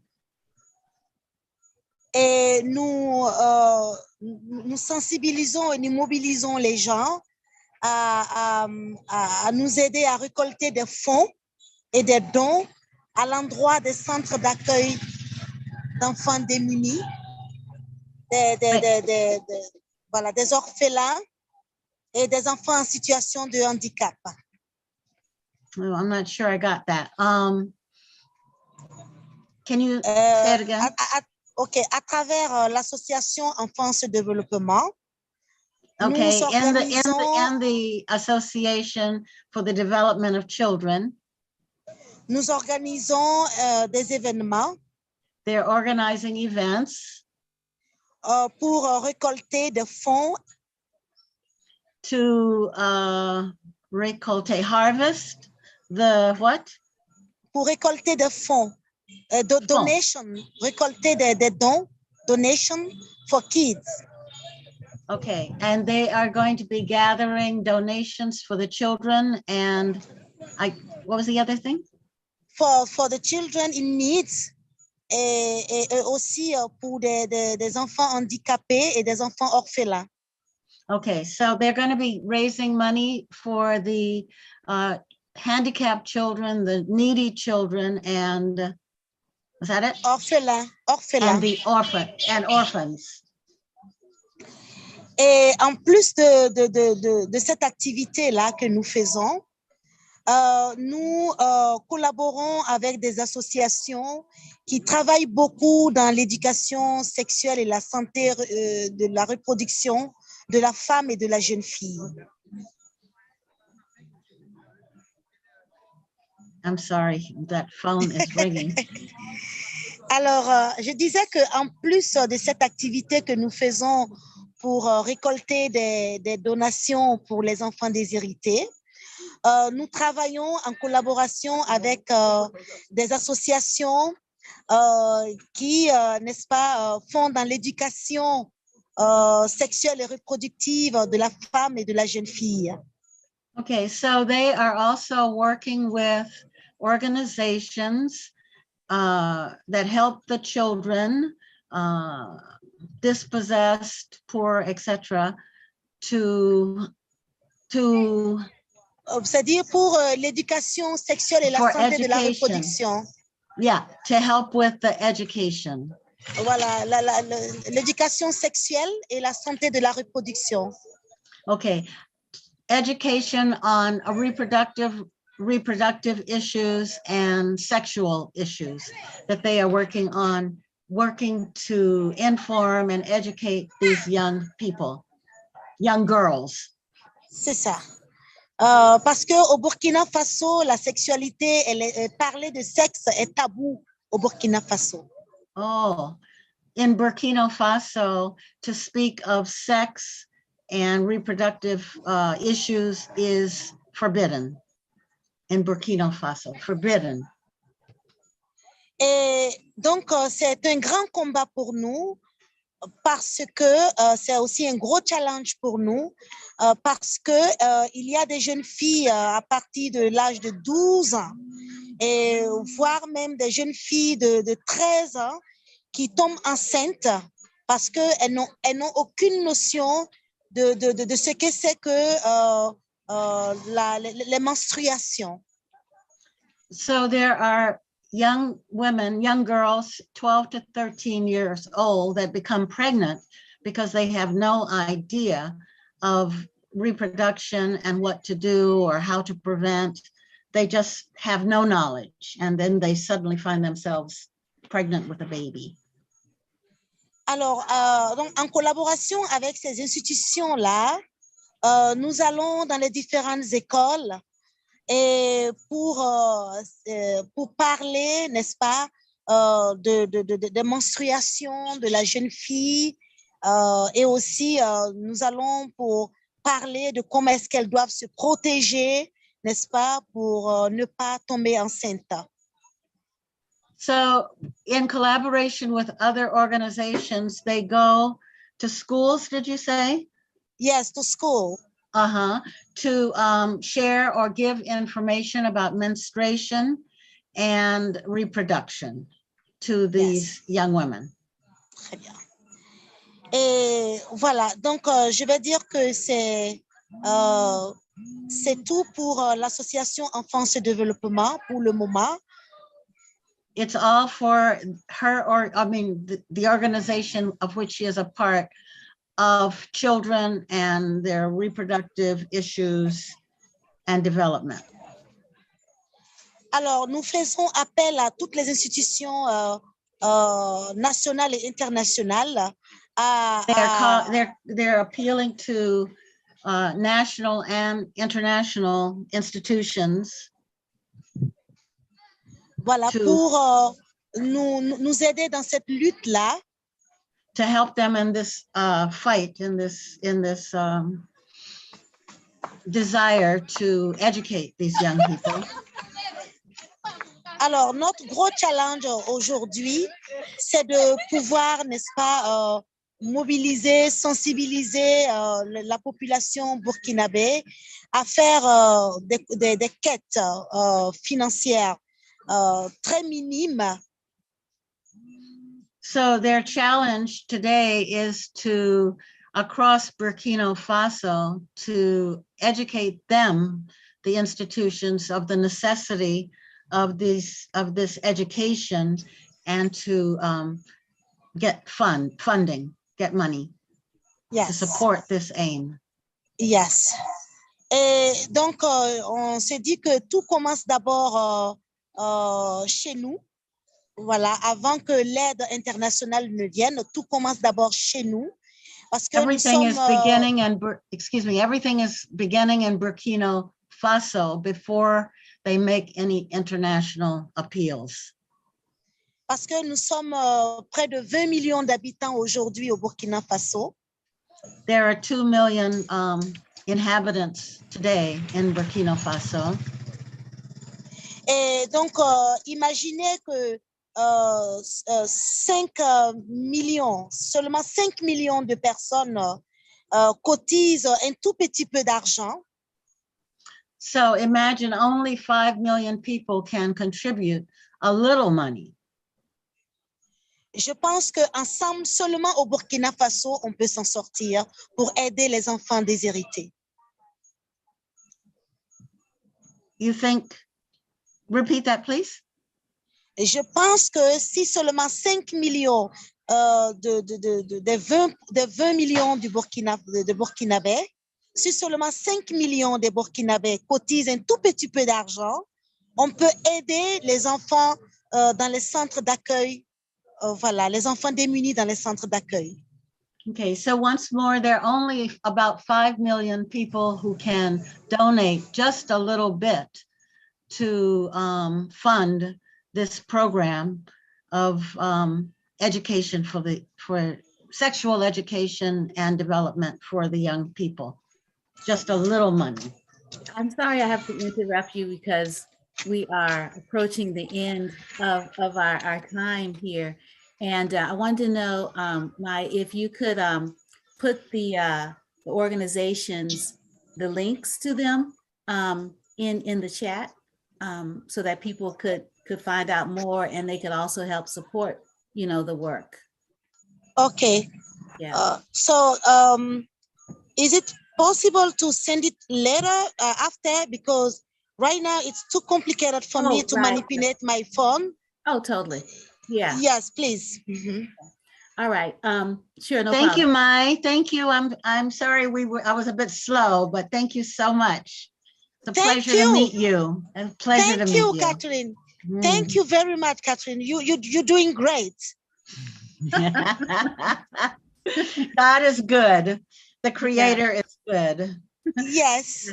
So well, Maï, don't go anywhere. I wanted to invite everyone back to we've got 7 minutes. I have a poem I want to do. So Opal.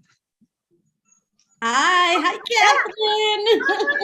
Oh my goodness. Oh wow, you're back. So were there any questions, Milan, or Shana or Natalie? Did you notice any questions for our presenters? There's one question. What life or career challenges have provided you with the greatest lesson about your path or profession? That's from Juanita Alexander. Is that for everybody? I think so, yeah. Okay, everyone could take it. You too, Catherine. Because you were a presenter at one of the Wombfulness gatherings with your daughter, Carla, my good friend. So who wants to start? I can start. I think one of the strongest challenges for me, besides the everyday challenge of being a Black woman in white institutions, was just when our midwife program started at Highland Hospital and we were being sabotaged left and right. And I finally found an ally, who helped me. I mean, for example, by grant, we were supposed to send the list of how many women, what their race were, up to Sacramento to the public health, the maternal health department. I couldn't do that. It was supposed to be done by one of the administrators. It never got sent for 6 months.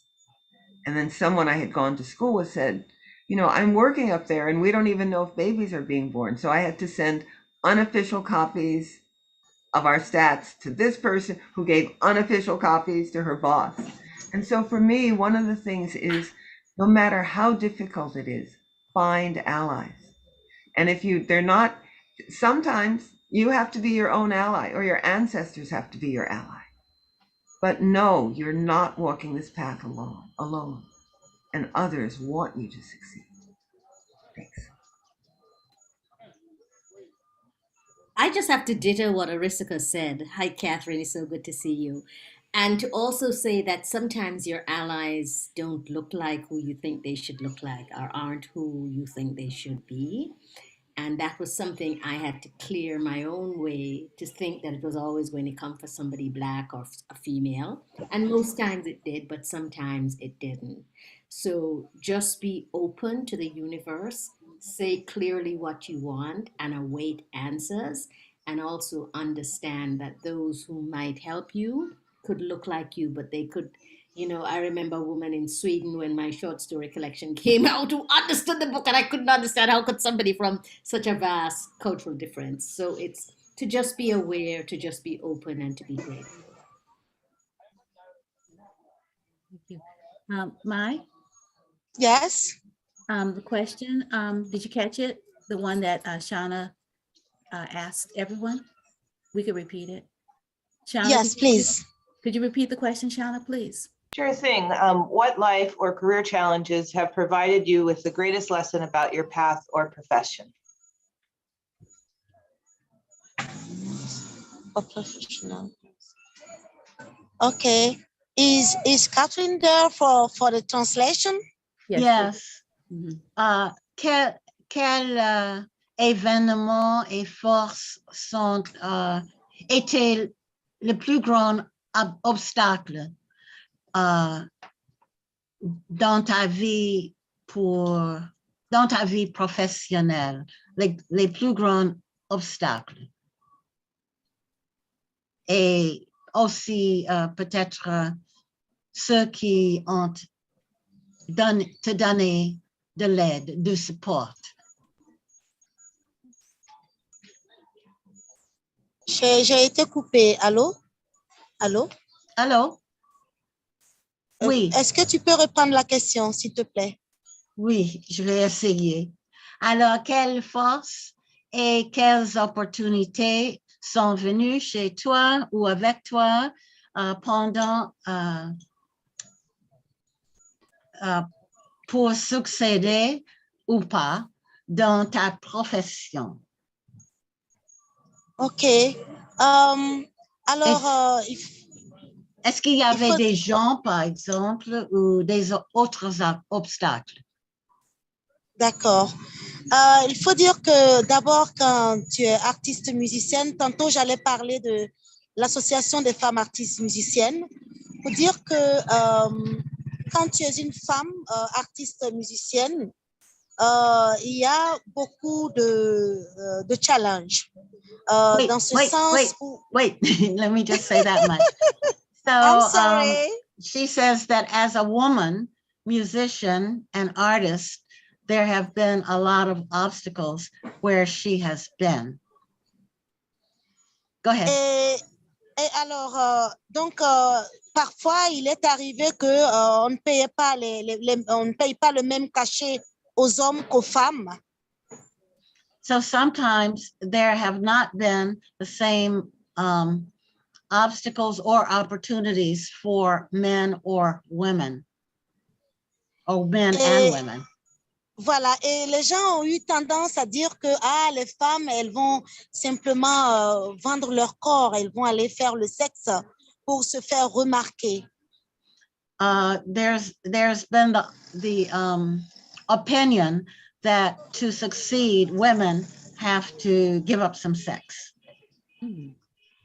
Et alors, donc, il faut que, en tant que femme, tu puisses chanter des thèmes vraiment qui marquent.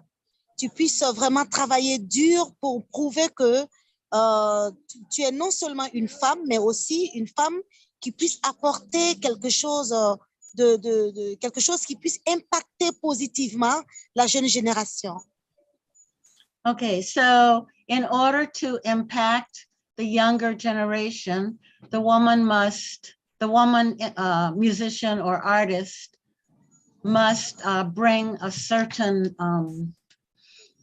force, a certain energy, a certain power even to her work to be accepted or recognized. Must be strong. Yes. Et surtout dans certaines situations comme une femme, par exemple, qui est mariée, une femme artiste qui est mariée, elle a beaucoup de conflits avec son mari, avec sa belle famille, et c'est extrêmement compliqué de pouvoir faire et la musique et être femme au foyer. So it's very difficult if you're married, especially to have the support perhaps of the husband or the husband's family, who perhaps think that your main role is to be a wife and not to be out there as an entertainer or as an entertainer. Alors, donc, l'Association des femmes artistes musiciennes, notre lutte aujourd'hui, c'est de faire comprendre à toute la population burkinabé que nous sommes des filles mères, nous sommes des femmes au foyer et nous sommes des femmes célibataires.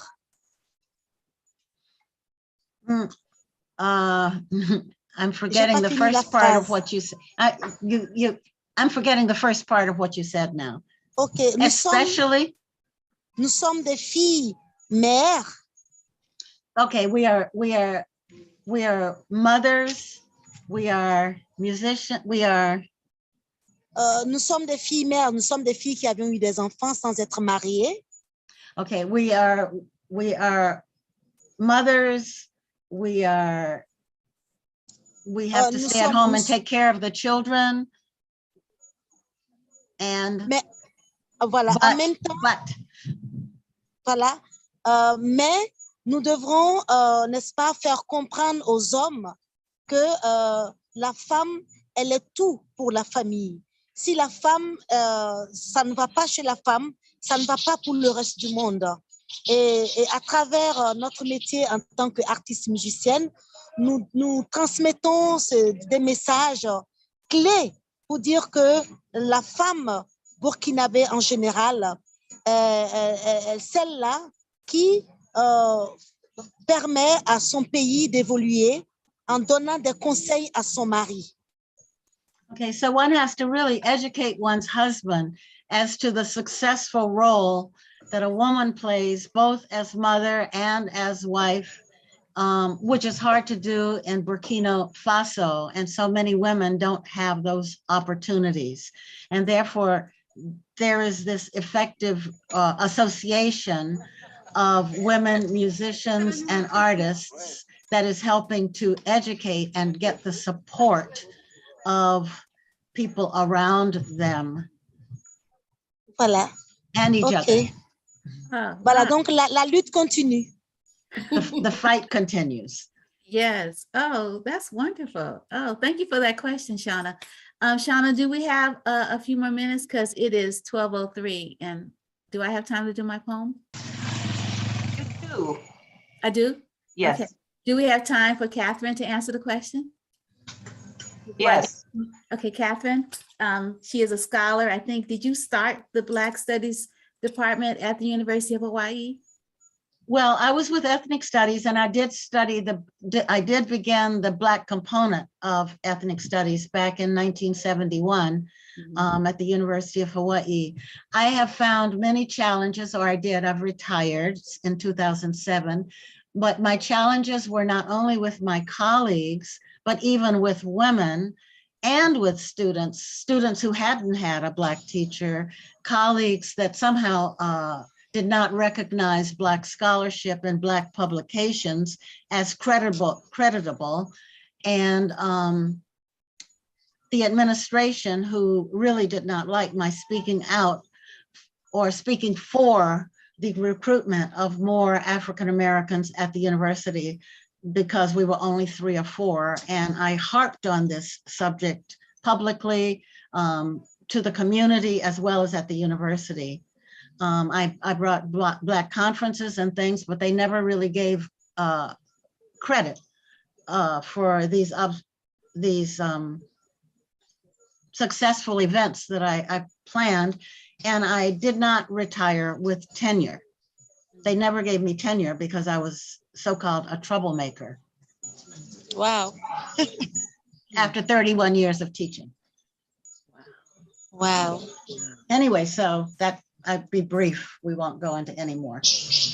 Also, I want to let everyone know that you are from Tuskegee, Alabama, and you have a publishing house. Yes, and you are awesome, and I think you have a website so people can look you up. But Pacific Raven Press, you can look me up, or Catherine Waddell Takara. It's a little bitty thing, but we've been going since, or I've been going since 2008. So still here, still doing it. Cool. Well, thank you so much, Catherine, for coming in and helping us, understand my more fluently than if she would have tried to do this in English. I really appreciate that. And all of you all have been really wonderful. Thank you so much for helping us celebrate 1 year of Wombfulness Gatherings, and hopefully, we'll be able to have you come through again, because the Wombfulness Gatherings are not open. They are closed conversations between Black women. So this right here was an opportunity for those that are not Black women to see what we've been up to and to support us and to let friends George know who are female-born persons about what we've got, happening, and what's going to be coming up again. We're going to start another cycle, probably August, September this year. So I have a poem that I wrote that I wanted to close with, because as I mentioned, I wrote it last year when my daughter was carrying my third, well, I have 5 grandchildren, but the youngest. And so he was born in May, so he's walking now. And so she was pregnant then, and she took these self-portraits, and I wrote the poem, and it worked so well together that she told me I could illustrate the poem with her work, because the poem is about her, and it's called She Is. And I think it'll kind of wrap the conversation. So thank you everyone for joining us, and let's stay in touch. And don't forget, we've got our 7 days of wombfulness continuing. There was a prayer today that was posted. Tomorrow, Monday, Tuesday, Wednesday, we'll make the 7 days. And then I think there's going to be a recap on Thursday, Oshun Day. So Milan, you're going to share your screen so people can see the art, and I'm going to read the poem. Milan,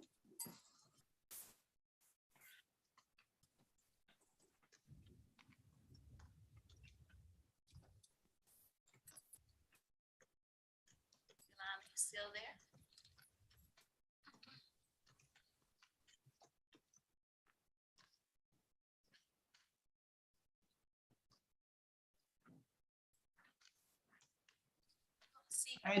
I don't hear her. Let me see if I can grab it for you, Wanda. Okay. No problem.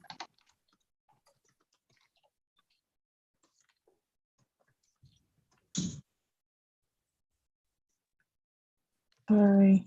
Oh, there she My is. computer was having some issues. I'm so sorry. Don't worry. Okay, here we go.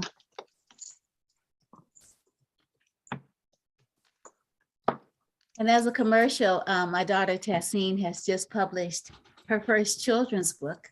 And you can go to her website, tassinesabir.com, to get a copy. I love that graphic on your desktop. Thank you. Fingers reaching over there. Okay, here we go.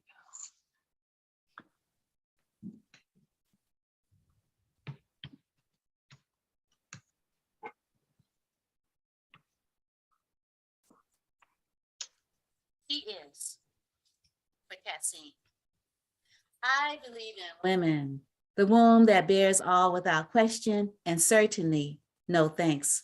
I believe in she who is mightier than the flesh he binds to himself, his existence shadowy at best, a trick of light, vanished when electricity is cut off. Utility has its benefits. I believe in paying my bills for that reason. I believe in burning lights until filaments cry no more. I believe in wood stoves, paints hidden in corners, flee. I believe in ghosts. I believe in wombness. If you like put it right there, it'll be all there. Yeah. I believe in wombness. I believe in wombful. I believe in wombfulness, sacred houses and treetops. I believe the people could fly. Why else set young in wombfulness on branches along the elderberry, between the figs and avocados, juniper leaves and aromatic umbrella? I believe in chance and in the unknown. I believe in stepping off a cliff just to test the ground. Is it really there? I have no broken bones. I believe in children. I believe in slumber and dreaming and rest for the weary. I believe in medicine, the kind that heals. I believe in people who believe in people.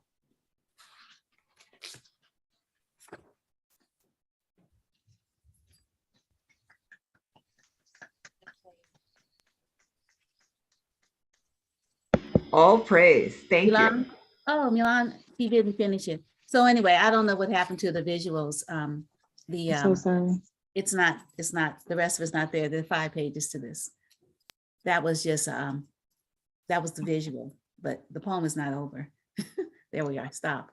I believe in laying the eggs in I believe in laying the eggs in a wombness, 24-hour cycles of life and birth and death, stepping off the edges of doubt and falling into an awkward nest of what letting go feels like before death, before life, before doubt, before there is no doubt left. I believe in paying my bills when I can. I believe in making bills. I believe in needs being filled with cans purchased at hardware stores. Village women walk miles to fill and then pile on their heads and carry in their arms to inherited destination, deserted places where life doesn't always grow, fallow terrain devastated by phallus talking hyenas in suits. I believe in paper mache filling stations where art as fuel, as recycled wealth, as penury, as outlaw culture feeds a system that once destroyed life. I believe in women.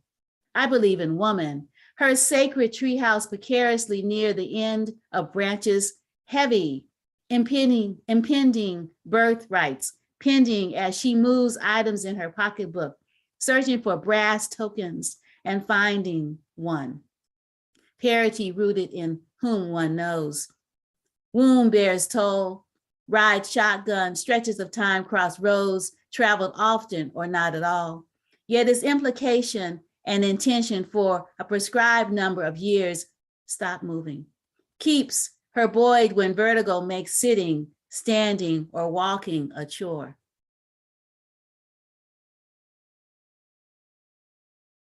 Is that the top of the page? Okay. Womb shackled round her neck, childbirth a ride that stretches across a road oft traveled yet always new. It is the renewal that keeps her buoyed. It is the mystery that makes hunger after sickness, morning after morning, its own kind of reward.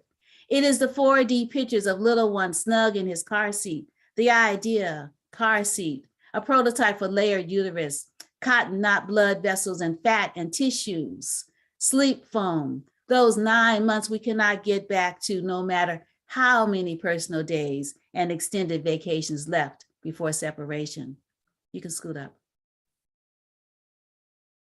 Menopause, womb magic exploding, estrogen gone. I believe in woman. She is all, she orchestra, she music, lyrical sheets folded and pressed, scented with lavender, vanilla, jasmine, honeysuckle, a lyric whose words measure, tap, tap, tap, heart songs on felled trees, seated long city blocks where they once stood so tall. She mother, don't move it. She earth, she all, she nothing at all. She origin story, she bubbling laughter. She solar plexus lab, deep belly breaths from once molten lava laughs. Black liquid amber, She arrows flying from bent branches scattered along the sidewalk. She lands dancing figure eights. We look up and can't escape what is inevitable. Arms open, we embrace the splitting asunder. She piercing sounds, she change we have been avoiding. She ointment to ease travel south towards Ma'at, towards Ya, Asantiwa, towards exile. Split, we do not think broken, we do not think we holy. Forced isolation with separation comes clarity. She world within world, she womb, she assembly, she all there is, she all we need, she necessary. I believe in she, move it up. She needles, she story, she wisdom, she stitching, always sewing and stitching and darning and patching and joining and ripping apart seams and realigning we. I have learned to not get too comfortable with a particular identity. Just enjoy the garment while I am in it, because nothing is certain except she womb and she fertility. Thank you. And thank you, Milan, for helping me. I appreciate it. And thank you so much, Shauna Sherman and your co-pilot for once again, supporting me in one of my great ideas, because it's about community. And we hope that people stay in touch and join us for Wombfulness gatherings in the fall when we kick it back up for year 2. And thank you to all of our presenters. It's been really lovely having you join us. Thank you again so much. Yes, thank you, Wanda, and thank you all our presenters. This was an amazing conversation, and what a way to end the year anniversary of Wombfulness. Really appreciate our partnership, and you're going to be able to watch this on San Francisco Public Library's YouTube page, so please do so. And goodbye, everybody. I am ending our live stream. Blessings, Walkwood.